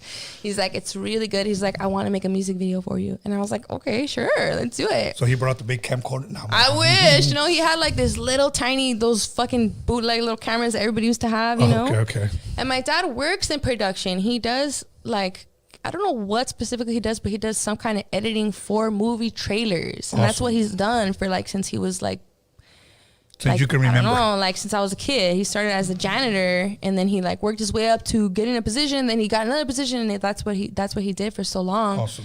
So he knew like about video, point being. And he's like, we're going to make you a video. And I swear we literally went to downtown. You know that tunnel that they make all those commercials in? The shiny one? Yes. And he just filmed me with that little thing. I think it was a one shot. If I haven't seen it in years, but yeah, it was a one shot. And it was just me rapping my song. And then he put the music on it. Oh, and it's so funny because remember how I told you I didn't want to show my face? Right. So I actually made him put a filter over everything so that you couldn't see my face. And he said that he got like this, he hacked into something to get like a free sample of like a filter. Mind you, this was fucking years ago, you know, before all these filters. Everybody had put a filter now, but anyways, the filter would give you a free sample. Let's say this is the frame, and it could only be like this. And so he had to like trick the program into giving him like a bunch of samples like this, and then he put them all into one, and then so there was a filter over the whole video. So yeah, that was my first music video, and it was to my song. It's called "Certified Fuck Up," and that was like one of my biggest songs when I was a kid. And Certified the Fuck Up. Certified Fuck Up. Oh shit. And then yeah, and actually I wore a MERS shirt in it. And that's how MERS found my music. Somebody showed him. They're like, did you see this girl from LA? She's wearing your shirt in her video. And he was like, what the hell? It's so dope. And that's actually how I met him. And now we're really cool. And he's always shown me a lot of love over the years. But that was my first music video. That's awesome. My dad did it. And awesome. And I believe at that time I was 18. But yeah, I mean, it's just been from the ground up, you know, like I started with nothing. Okay. Nothing. Now, I know we're going to jump a little bit ahead because I know it's kind of like, it's tough with the time that we have to talk about every 12th project. But you have 2 albums dropping this year? I do have 2 albums dropping this year. Okay, so my question is, for the fans' sake, 2022, what can the fans expect from Reverie? You can expect 2 albums. And the first album, it's going to be entirely produced by Loudon, who is my little brother. And it's going to be like a hardcore rap album. Like, because people know me for my rap, right? But I dropped my first singing album, the last album that I dropped. It's called Sometimes I Like to Sing. And you can check out my music on Spotify, Apple Music, SoundCloud, YouTube, wherever you listen to music, I'm there. But it's called Sometimes I Like to Sing. And that was like, I did it because I'm an artist first and foremost. So when I'm going to do what I want to do, you know? Right. But anyways, the reason I say that is that the fans who have been listening to me for a long time, a lot of them were like, oh, when are you going to do a rap album? We don't like this singing album. Oh. And so don't worry, the next album is going to be a hard fucking rap album. Like, it's fucking bad. Like, this is for sure one of my best projects. Like, it's going to be awesome. Really you heard that dope. here first. One of our best projects. Yeah. Now, as far as the singing stuff, I know it was a little different for you. And it's, if I'm correct, the first time you released something like that, Yes. what was the response that you got from your new singing, if you will, style? A lot of my fans loved it, and I feel like over the past few years I've been changing my sound a lot. Like maybe 3-4 years I've been starting to sing more. But if you listen to my first songs from when I was 17, 18, I've always been doing harmonizing. I've always been doing singing. I've always been doing like just a little bit of singing, you know? Right. That's why it's so annoying. Sometimes people be like, oh, you're fucking... now you're a fucking singer and blah blah. I'm like, you're a fucking fake fan because I've been singing, okay? So don't tell me all of a sudden you're a singer now, okay? But You're a fake fan. yeah, you're a fake fan, okay? And like, anyways, but it's funny because a lot of people liked it. It's really good. I'm performing it now, and people are really just getting used to me doing different things. You know, it's hard. It's a really big risk when you want to step out of the box. Okay, It is. And you know what? Yes. Sometimes it takes balls to be a woman. Yes. And you have balls. Not literally, but literally. Yeah. And it's okay. So once again, everybody, she has balls, and a lot of you guys don't have balls because she takes chances. Yes. You know. So. And I've done a lot of that, but it's really funny because when I first started changing my sound like a few years ago, a lot of my old fans, they were mad, and they're like, oh, why are you doing like trap beats now? And now you're like abandoning the boom bap, and you're fake, and la la. And then now I'm doing like went into like more singing, and then they're like, oh, why are you fucking singing? I miss your gangster rap and the boom bap. And then it's so crazy because now I released a couple more boom bap songs, and now I have fans saying, wow, I've never heard you on a beat like this. This is interesting. So it's just funny seeing, like, you know, people only know you for when they catch on to you. Yes. And now I dropped a couple like bangers, like gangster rap songs, and now people are saying, all of a sudden you're a gangster. I thought you were a singer. I'm like, oh my God, you guys. I'm just gonna do what the fuck I want to do, you know. Yeah, do whatever the fuck you want to do. Yes. You're versatile. I do what makes me happy. Like it, here's what we say at Rhodium Radio. Te la verga. So anyways, yeah. For me, it's not all about the money. Like, I have done things where it's just about the money, and I've done some things like that, you know, and that's just not where I'm happy. Right. It's not. So that's why I just do what I want to do. And you know what? This album, the next album, I wanted to make a gangster rap album, and that's why I made it. Not because anybody wanted me to fucking make it. It's because that's what I wanted to do this year. And I've been working on this album for 3 years. But now you want to be a gangster? No. Yeah, all of a sudden I want to be a gangster now. It's funny. I'm like, you guys. So when can we expect this album to drop? I can't tell you yet because they haven't announced it. But for sure, it's coming in the next few months. Okay. And then the next one is coming like basically directly after that. Okay. Yes, and that's all I could say for now. Okay, because it's top secret. And if she tells you, she has to kill you. Yes. But anyways, visuals are coming as well? Yes. Okay. Dope. I will say, I'll give you a little exclusive. The 2 singles that I released so far, All Eyes on Me and Glass Idols, those are both going to be on this album. And I haven't said that. But so the fans that are seeing this right now, that's like a little taste of what the album's going to sound like. Hell yeah. Roadium Radio exclusive. Reverie in the motherfucking building. So, now, if I had to twist your arm, out of all the 12 projects that you have out already, which one would you say is your personal favorite? Do you have a personal favorite?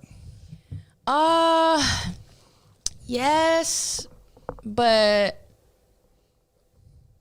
it's kind of a hard question to ask because my music is so personal. So there's like a person of, you know, like I'm attached to them all. But I would say right now, my favorite album is my last album, Sometimes I Like to Sing. Okay. Because that's just like it's vibey and it's like floaty and it just makes you feel good. Like, and that's like how I feel now. I just want to chill. You know, I was so depressed and fucked up with my anxiety for the first 20 fucking something years of my life, you know, and now I don't feel like that. So I honestly don't really like listening to my old music because it like triggers me. And I don't know if like it literally triggers me and I feel like shit and I'll start feeling depressed and I'll start going back to those places that I worked so hard to pull myself out of. So I don't listen to my old music.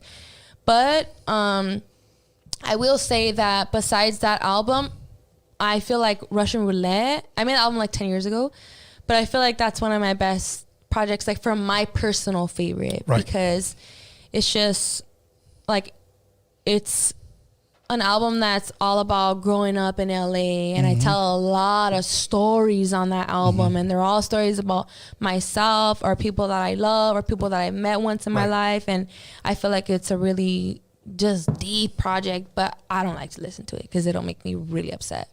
Okay. But that's a good one if you guys want to check out like lyricism and storytelling. My Russian Roulette is a really good one. Russian Roulette. Okay. Yeah. Dope. Damn, I had a fucking question that I was going to ask you before we went to band questions. So this year, once again, let me just recap. This year, expect 2 albums. Yes. Can I and ask, lots of visuals. Lots of visuals. Can I ask how many songs can we expect on the first album? At least 10? More than that. Okay, cool. At least? Definitely more than that. It's a really good number. Okay, now. Yeah, I don't know if I should say, I don't know what I could say. I should talk about this with my team. I have to ask you a good question. Okay. Your brother produces your record. Yes. Does your brother charge you? No, but I pay him for everything he does.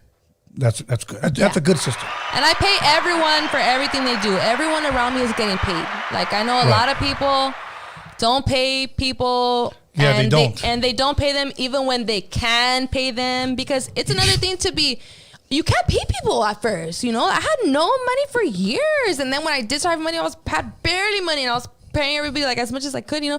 But over the years, I'm making more money. So I get to pay my staff more, and then my team's growing every year. Yeah. And so basically the point being, everyone that you see around me is getting paid. Like there's, awesome. I'm past that point, which it's a blessing. I'm very blessed to be past the point that I don't have to ask for favors from the people that are on my team, and the people that are on my team, we're all making money. Awesome. You know, can you admit that you cannot win as talented as you are? Okay. And as much as you have struggled and strived and overcame and have been here after this many years and this many projects, you have to admit that you cannot win without a team. Oh no, it's impossible. It's impossible. It's impossible. And I'm really grateful for my team. Shout out to all my team, DJ Lala, Encrypt, Stephanie, Cass, Christy, Jabram, Loudon. Like I have so many people. The list keeps going and going. But I'm just like, I could not do it without my team. Like there's no way. There's absolutely no way. Like even like now, sometimes I have to move my staff members around because the thing about like everyone I'm working with is like whoever I'm working with, I like building people with me. Like what's mine is yours. I'm going to share everything with you, you know, because that's just how I am.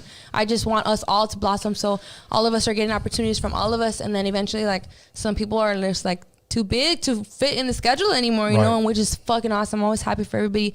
But then when that happens, it's like rearranging and shit falls off for a little bit because I'm like, oh shit, now I need to replace this person. And, you know, and it's like really, really crazy. And I'm just so proud of my team. And my team is amazing. That's awesome. And keep winning.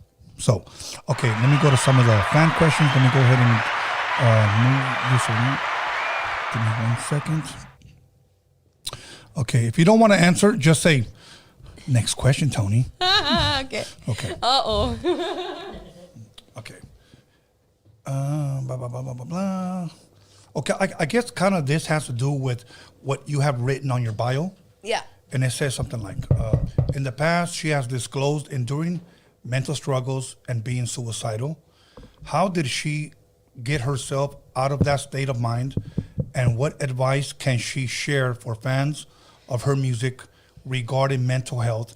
Sincere thanks and love, fan from the beginning. Fan from the beginning, what's up? So in my bio it says, used to be suicidal daily, now I want to live forever. And that's really an like autobiographical statement by myself that I made that up.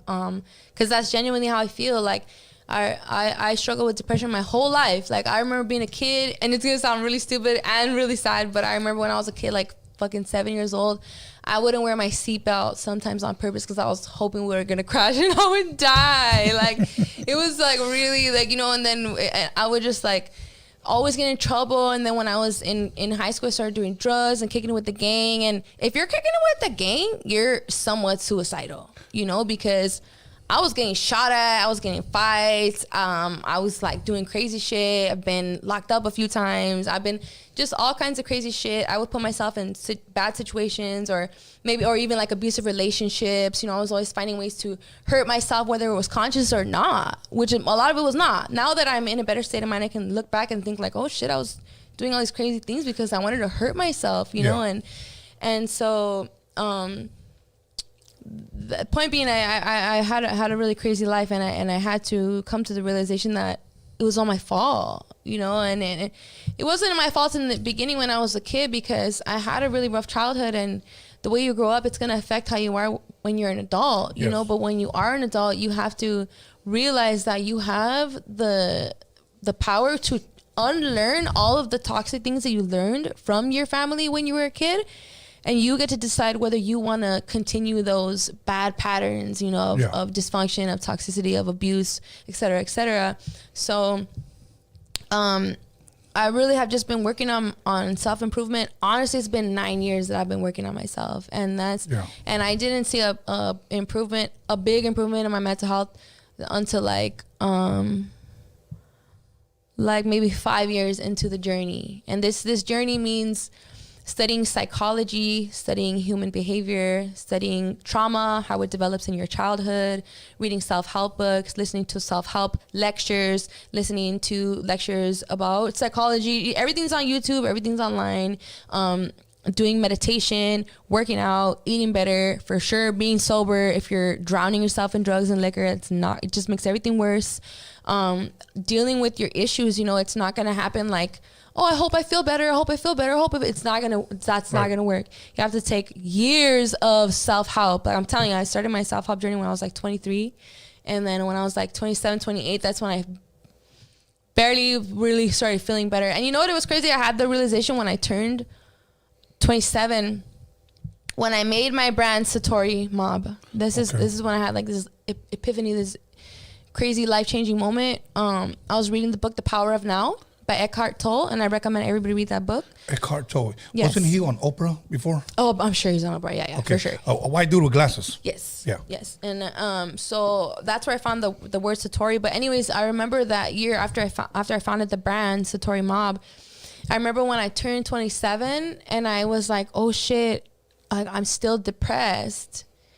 And then I was like, dang, if I could live 27 years being depressed, I could probably like die depressed if I don't really start working towards this more, you know, because 27 years, that's a long ass time to live a certain life. So that's when it clicked in my head, like, oh shit, I need to just keep working at this self-help shit.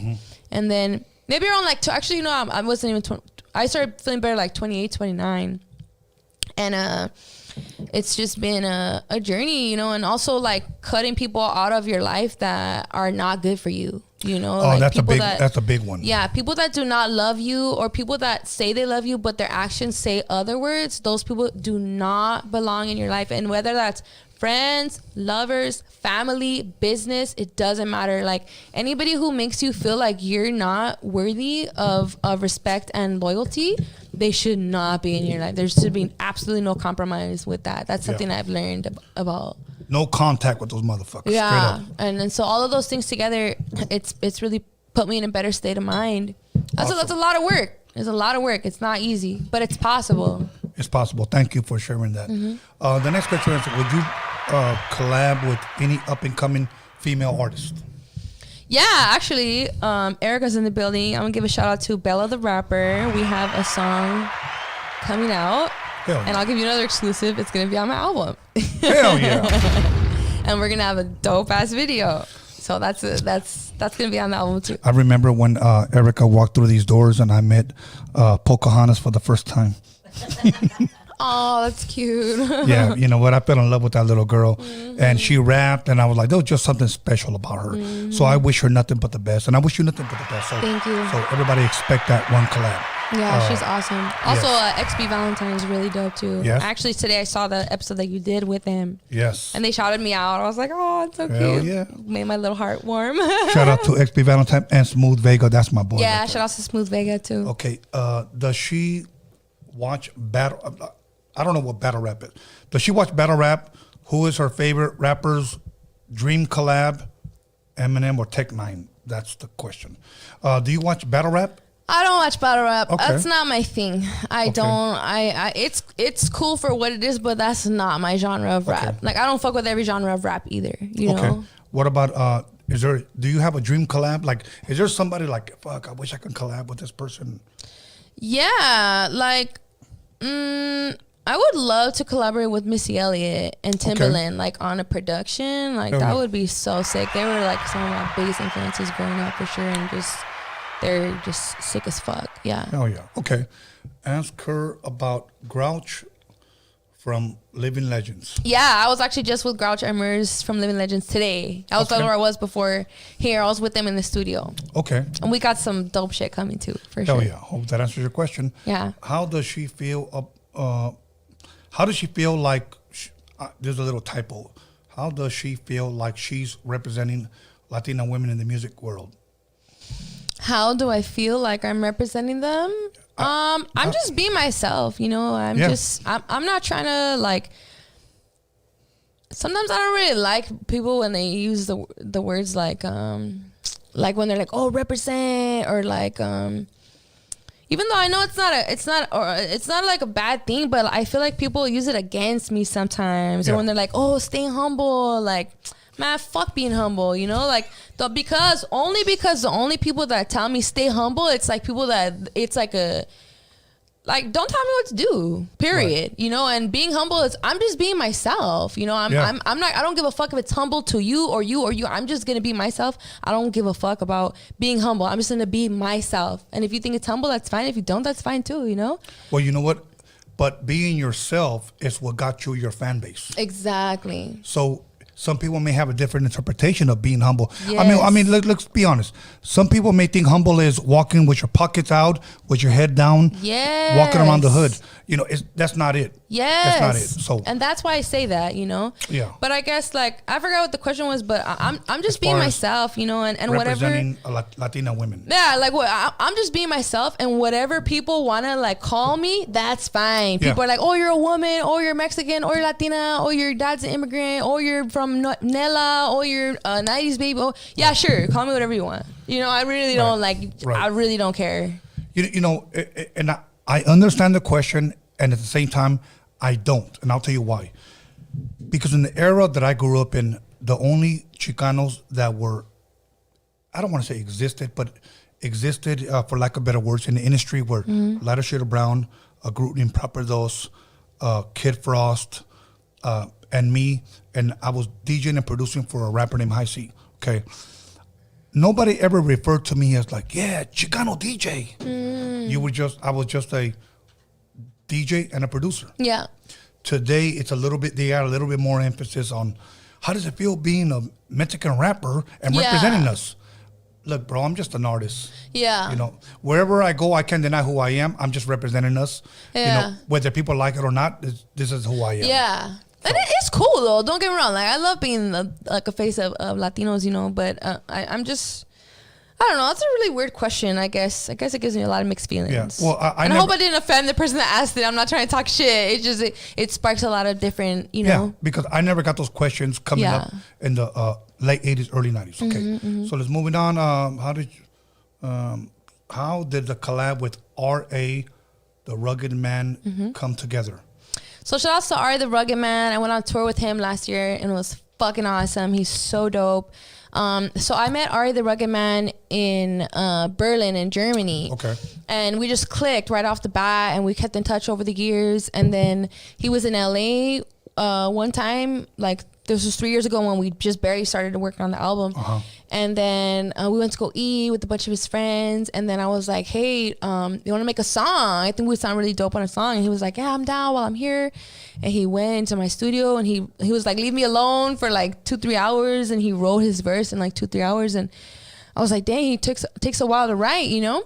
But then when I heard it, I was like, oh yeah, it sounds like it fucking took 2-3 hours. Like it's a crazy, I mean, his music, like, I didn't really know his music until I met him, you know? Right. But after, like, when I met him, I started listening to his music, especially when I went on tour with him. I was like, oh, shit. And I did listen to his last album, though. His last album was fucking dope, and All My Heroes Are Dead. But I didn't really know a lot of his music before that. But now I'm becoming more familiar with it, and it's really dope. Like, this fool is like a fucking rapper, like a MC. Like, he is somebody that when I was on the track with him, like I had to really think about what I was gonna write, you know, like to be up to par. Hell yeah. Yeah. He's dope. He's really cool. Like as a person, like he's a really cool person. This next one I kind of don't really understand. It says, what she feeling about the gentrification and would she ever move back and live there again? No, I will never, ever, ever return to Highland Park.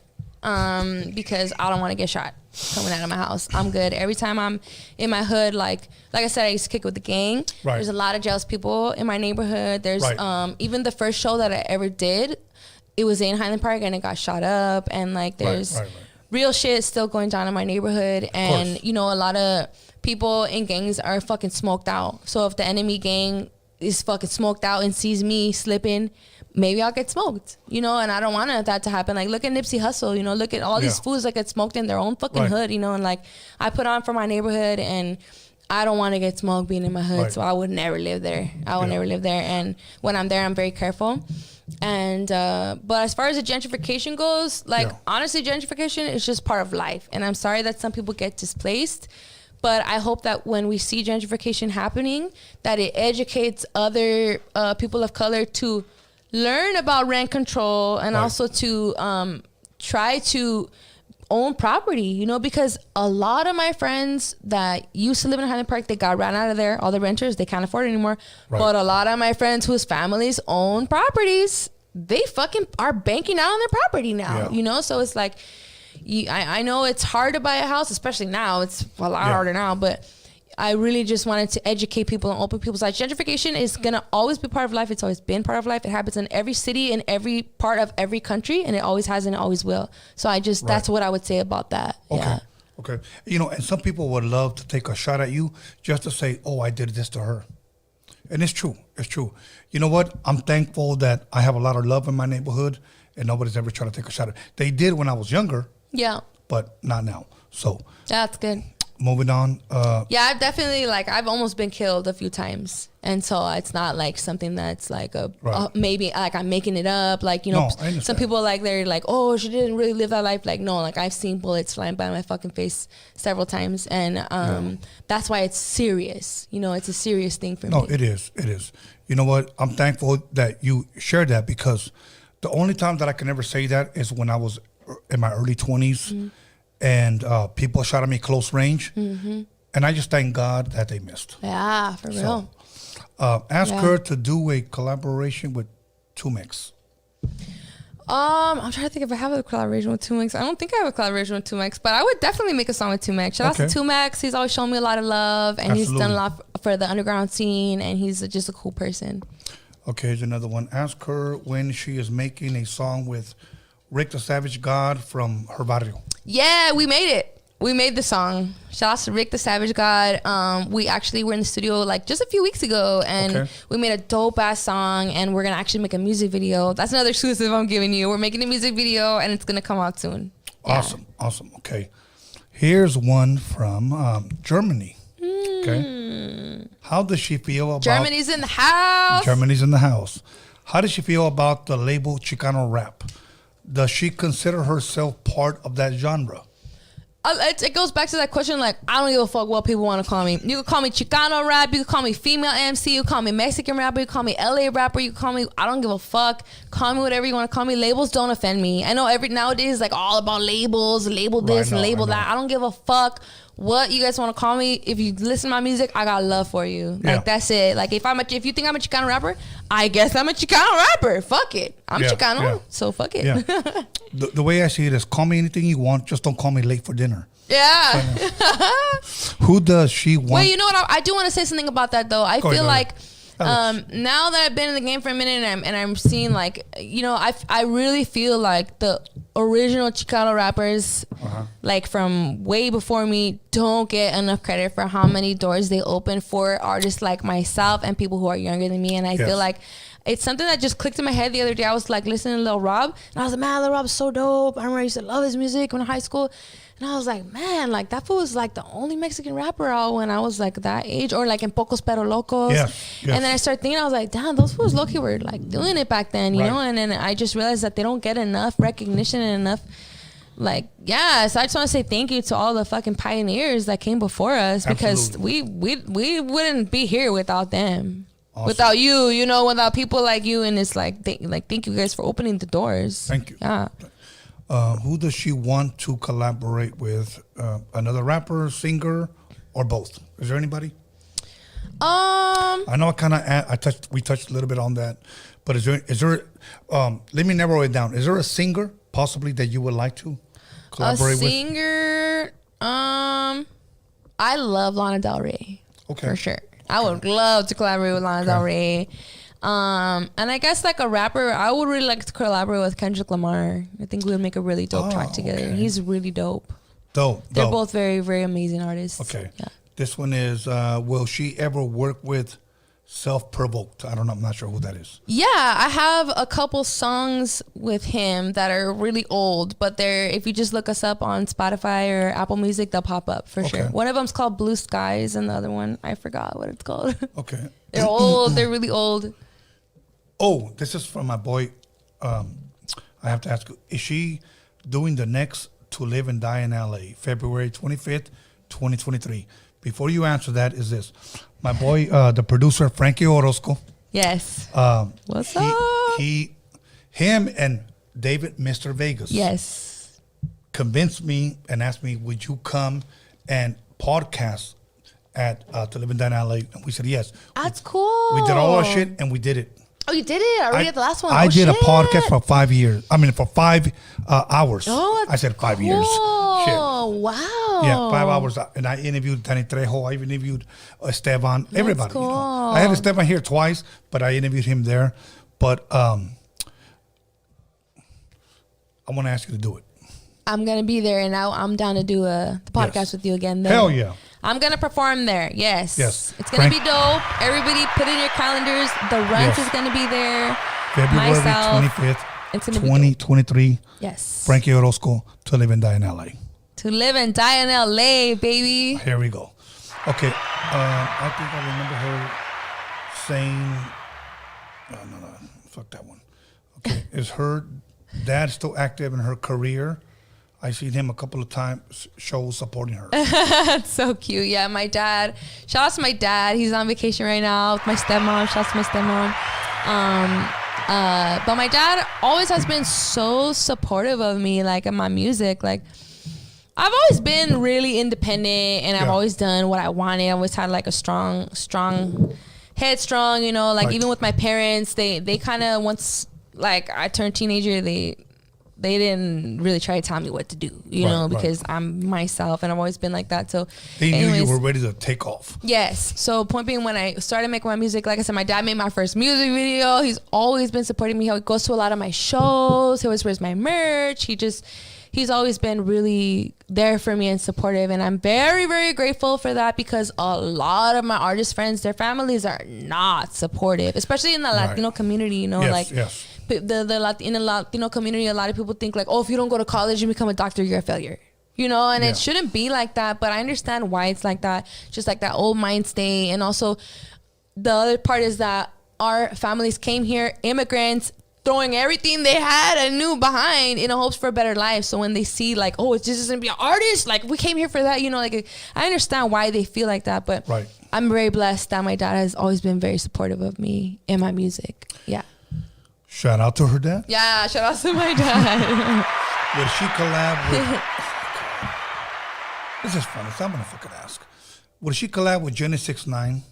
Yeah, shout out to Jenny 6ix9ine. Fuck yeah. I was just talking to her the other day, and we were just like giving each other props, and I'm so proud of her. I expected a different answer, but I'm glad I answered. Yeah, no, she's dope. I really admire her and what she's doing. Like, she's just taking it to crazy fucking levels of her success and her career, and just she's an amazing entrepreneur for sure. Props to her.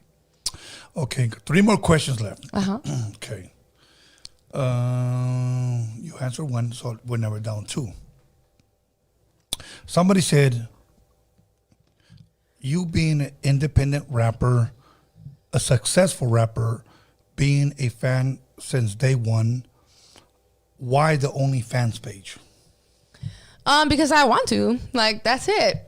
Hey, you know what? For sure, subscribe to my OnlyFans. Everybody watching, go to my Instagram bio, subscribe to my OnlyFans. I don't do porn and I don't do nudes, so if you're looking for that, that's not the page to go to. I'm not against that. It's just not what I do, but I just like to be honest with people before they subscribe, so they don't go and they're like, why are you showing your pussy? You know, I'm like, that's not me. I'm not, like, you know, I'm just being honest, but it's just something I wanted to do, and that's it. I just wanted to do it. Like I said, I do what I want. I go on the beats that I want. I work with the people I want. I dress however I want. I travel the world whenever I want. And you do whatever something that you I wanted want. to do. Yeah, it's another lane. It's another source of income. It's also like at the point I am at in my career, every fucking female celebrity is half naked all the time. You know, like look at fucking J-Lo, look at Nicki Minaj, look at Salma Hayek, look at Meg the Stallion. It's just when you get to a certain point, Beyonce, when you get to a certain point in your career, you know what, sex sells, and that's just part of it. And I am very confident now with my body, and I grew up, when I first started like 10 years ago, I remember when I was coming up and people be like, oh, fuck a so-and-so because they're fucking showing their body, and I'll be like, yeah, that's whack. But now that I'm more in the industry, I'm like, oh, that's why they fucking did it, because you just have to do it as a woman. Just like how I had to do my hair and my makeup before I came here. It's just another thing. I always tell people it's kind of like, if you are fixing a car and you have a toolbox, you're going to use all the tools that are inside. You would be stupid to try to put on the screw by yourself with your little hand, you know? It's the same thing with being a woman in the industry. We have a lot of tools. I would be stupid not to come with makeup and with my hair done and show some skin. And, you know, like, it's another tool. And that's, honestly, it is what it is. If you don't like it, pues vete a la verga, puto. Yeah, for sure. For sure. Okay. You know what? Fuck it. I'm going to subscribe my boy Alex to your OnlyFans. Okay. I'll see you there, Alex. Hell yeah. Hell yeah. Link in bio, everybody. Link in bio. It's stuff that's not, it's for sure stuff that's not on my Instagram. I do like pictures in lingerie, bikinis, stuff like that. Just don't expect no like nalgas nudes. There's no nudes. No, there's definitely no nudes, and there's no porn. And you don't need to go on there and ask me, oh, what if I pay X amount of money? No, it's not like it's a secret price. Like it's not there. It's not. I'm just honest because I don't like when people go up there and get all crazy. I'm not a porn star. I'm a rapper, and I have an OnlyFans, and it's great. So subscribe. Subscribe. Okay, my last question of the night. Okay, crazy, obsessed, stalker. Yes. When did this start? Let's talk a little bit. In case he's watching. He's gonna see this. Okay, fuck that dude. Yeah, fuck that dude. Yeah, so let's. When did this start? It started 6 years ago. Okay. And I didn't think it was a big deal. I have a lot of crazy obsessed fans, okay? And this has been going on way before the OnlyFans, okay? I barely started my OnlyFans 2 years ago. This guy has been obsessed stalking me. I've had stalkers for years before I even wore a crop top, okay? A lot of men are like, oh, it's because you have OnlyFans. Oh, it's because you dress with like a fucking with the short dresses. No, it's not. I have been sexually harassed. I've had my butt grabbed, my boobs grabbed, everything, all kinds of shit. When I was only performing in a hoodie and sweats with no makeup and a beanie. You know, because it's not about the skin. It's just that some people are out of their mind and some men think that they could just touch a woman for whatever fucking fucked up reason in their head, you know? Yeah. And so basically this guy started like writing to me obsessive emails and he thinks that we're in a relationship and I didn't really think it was a big deal because like I said, he's not the first and he's not the last. You know, this happens to a lot of people and he just started developing like this crazy story in his head that we're in a relationship. And like I said, the first couple of years I was like, whatever, I don't give a fuck. But then it just started getting weirder. Did you find out about him on Instagram or how was it? I don't really remember how I first really found it. I think I really found out about it because my staff reads all my emails and like does all my emails. That's not my strong suit. I'm the artist. I'm the like making the plays. I'm not the person who's answering the emails. Okay, so my staff literally sits there and does the emails with me. So I think one time they found like in the spam, if I'm remembering correctly, they found in the spam folder like all these emails from this guy, and they're like, "There's this crazy guy emailing you. I want you to see what he's saying because it's really disturbing." And so I started reading it. I'm like, what the hell is going on here? It's like 7 emails a day and like every day. And then I started like seeing him commenting on my Instagram and on my here and there. And then I kind of recognized like who he was. And I recognized the screen names like he would. So when I would see him, I would block him and he'll just make a new page and make a new email. He'll make a new whatever it is, you know? And then I've tried everything. Like people, it pisses me off when I tell this story because people are like, why don't you just block him? Why don't you just tell him to leave you alone? Why don't you just call him then? Why don't you just meet up with him and do this? And I'm like, bitch, I tried all that shit. This is not a normal person. That's what people don't understand. This is a deranged, mentally disturbed person. This is not a... When you're dealing with a person that has mental issues, you can... Blocking him, it's not going to settle it. No. It's not. Because I'm dealing with a fucking mental ass fucking... Let's continue. Yeah, I'm sorry. Okay, yeah. So it's like... And so basically, and I tried that. Like, I tried talking shit to him. I've tried talking shit to him. I left him like the meanest. Get the fuck out of here, you piece of shit. You fucking piece of shit. I will never touch you. You're fucking crazy. You belong in a mental home. You're fucking disgusting. You make me sick. Don't fucking... I block you all the time. You keep... Like, I've tried all this shit. One time, he was like, oh, let's meet up. And then I was like, okay, fine, let's meet up because I was going to go have something handled, you know? And then he writes back, now you want to meet up with me after 4 years, you fucking slut, you stupid bitch. I'm like, oh, okay, so it's not going to ever be resolved, you know? And then the bottom line was he came to my house. No. Oh, no. Let me back up a little bit. Okay, so there's more to this. Okay, so he started coming to my shows. He started showing up at my shows. So you actually saw what he looked like? I didn't see him because I was not outside, but people saw him there and they took pictures of him and all kinds of shit. And I knew what he looked like, though, because he sent me pictures of himself. And he sent me a dick pic, too. Damn. Yeah, so I had like this profile. So basically before I would do a show, even to this day before I do shows, I make sure to send that to the security. So I say, if this person is here, you do whatever you want so that he's not going to get into the show, you know? And that has happened. No, it happened a couple times. Did you make a meme of his dick pic? or no? If I wouldn't get blocked for it, I would. You get in trouble for doing shit like that on I'm Instagram. just playing. So, and then another time, he threatened, he talked about doing like some kind of shooting at my show. And when I had to cancel, so I had to cancel the show. I don't want any of my fans to get hurt, of course. So I canceled the show. I didn't say why. I just was like, I kept all this like a secret for various reasons, you know. And then it happened that he came to my house. This was last year. How did he find your address? Because I showed where I live. I don't live there anymore. I left. Right. And before that, like everybody who's been following me for years, you notice like I never showed where I lived ever. Right. I never, oh, here's the front of my house. Here's what I'm driving. Here's like my block. Like I never do that. I don't show anybody anything like that because of crazy people like this. Yes, okay. Yes. So I never show where I live. But when I moved into my spot that I had last year, I had this dope ass penthouse in downtown, and if you don't live there, you're not gonna get in the building. Like that's why I moved there, because the security is like top notch, and that's also why I would show where I live, because I'm like, nobody's getting to this fucking building. It's safe as fuck. That's why I'm paying $1 million to live here, and that's how he found it though, because I would show my view off my balcony. Right. So basically, long story short, this fool came to my house, and he had told me he was coming to my house in the emails.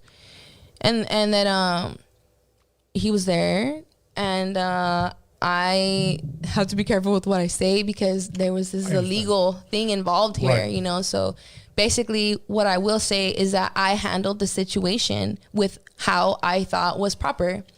And he stopped emailing me, and as far as I knew, I thought he was dead. Okay. Right. So after that, I found out he was not dead, because he started contacting me again. Okay. And the thing is that I think he stopped contacting me because he was probably like in a neck brace, you know? Oh, okay, cool. And so there was like a physical reminder that he should leave me alone. But obviously, since he's out of his mind, when he was healed, he forgot, you know, and then he started contacting me again. And then he was like talking about like serial killers, and like one of us is gonna end up dead. And I was like, you know what, this is enough. Like if almost, like he almost died. You know, like I literally thought he was dead. Okay. Did you see the movie Bodyguard with? No, but somebody else mentioned it to me. Yes. That's what it kind of reminds me of. Yeah, that's what they told me. Yes, with Whitney Houston and Kevin Costner. I need to see it. It's a good ass movie. But so that so anyways, he almost died. He almost died. I literally thought he was dead. Okay, and I told myself, if he still didn't leave me alone after he almost died, like, and there's nothing I can do but get a restraining order, so that if anything else happens, there's a record of it. Okay. And that's it. Because somebody had asked, if she's a real gangster, why did she get a restraining order? First of all, let me say this. I have 4 sisters, and I have 2 daughters. First of all, I would handle that for my daughters. But if I didn't handle it, let's just say my daughter lived in a different state, I would recommend to do what you did, okay? Or let's say you did handle it, and he came back. I would continue to fucking handle it. That's what's going to happen. Yeah, and I will go to jail. That's exactly what's going to fucking happen. I will go to jail with a smile. Yeah. You know what I'm saying? Yeah. I don't give a fuck, you know? Tony A, you're going to jail for murder. Yeah. Cool. I protected my fucking daughters. Yeah. Okay. But that, you know what? So now you got a restraining order. Has he been staying away? He has not contacted me.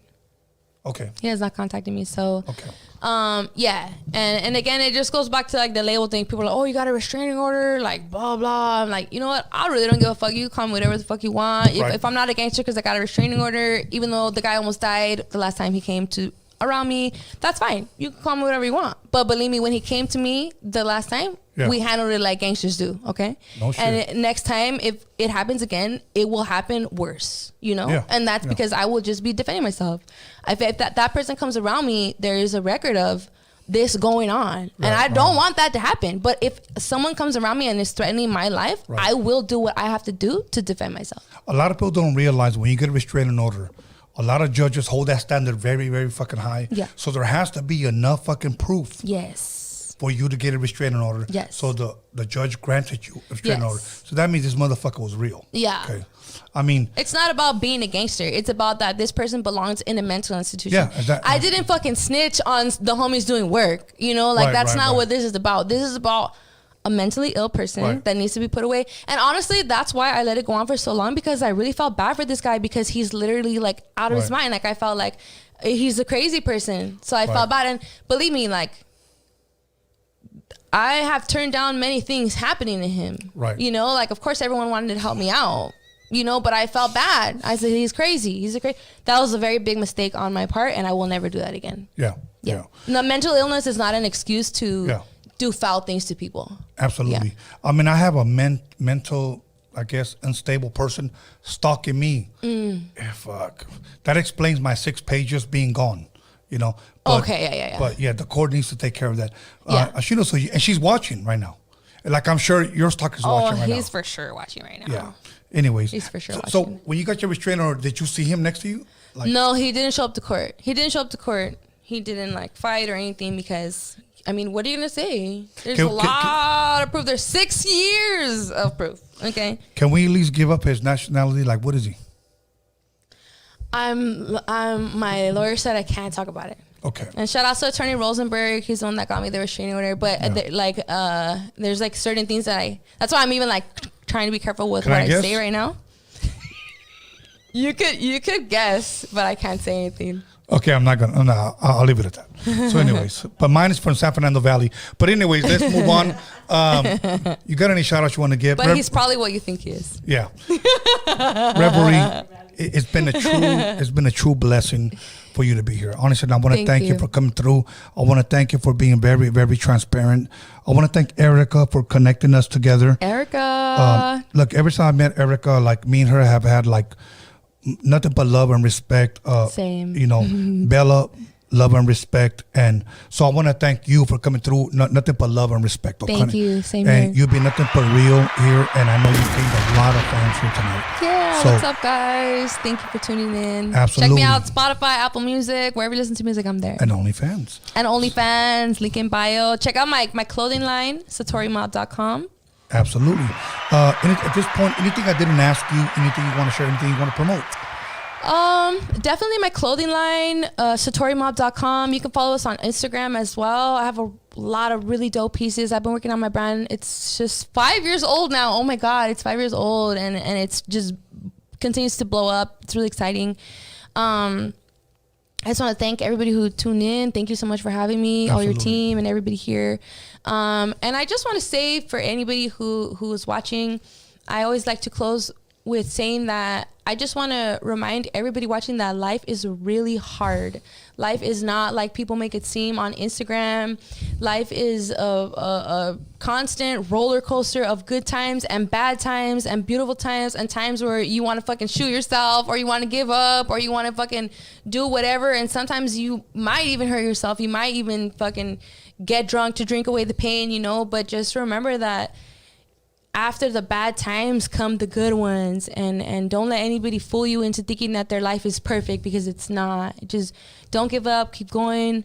The last thing you thought you were never gonna get through, that was so hard, that destroyed you, remember you got through that shit. So whatever you're going through now, you can also get through that as long as you just keep going. Yeah. Don't kill yourself. Don't do it. Life keeps going, and just, you got this shit. Yeah. Absolutely.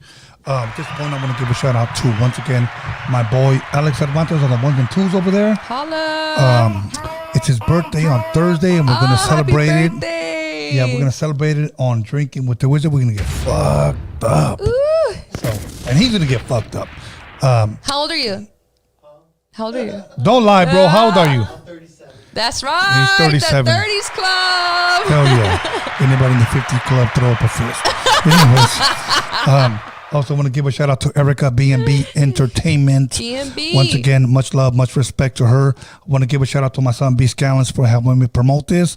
And once again, the hip hop JEDI, who helps me out so much. He uses the force so inappropriately. And I want to give a shout out once again to Erica's son for coming through. And I want to give a shout out to Germany in the building, Diane. A lot of people don't know she's writing a Chicano rap book. Okay. I'm doing a Chicano rap documentary. She's writing a Chicano rap book. So I'm going to give a shout out to her. And am I forgetting anybody, bro? No. If I did, fucking, I didn't mean to mention you anyway. Oh, I know you forgot. You forgot Lily. Lily. Yes. I want to give a shout out to Lily in the motherfucking place to be. And if you guys don't like Reverie, please, without due respect, not only Lily, but Reverie, suck her dick.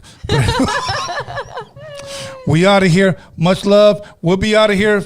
And we'll see you Wednesday with 2 special guests. And then I'll see you Thursday on Drinking with the Wizard. And we out of here.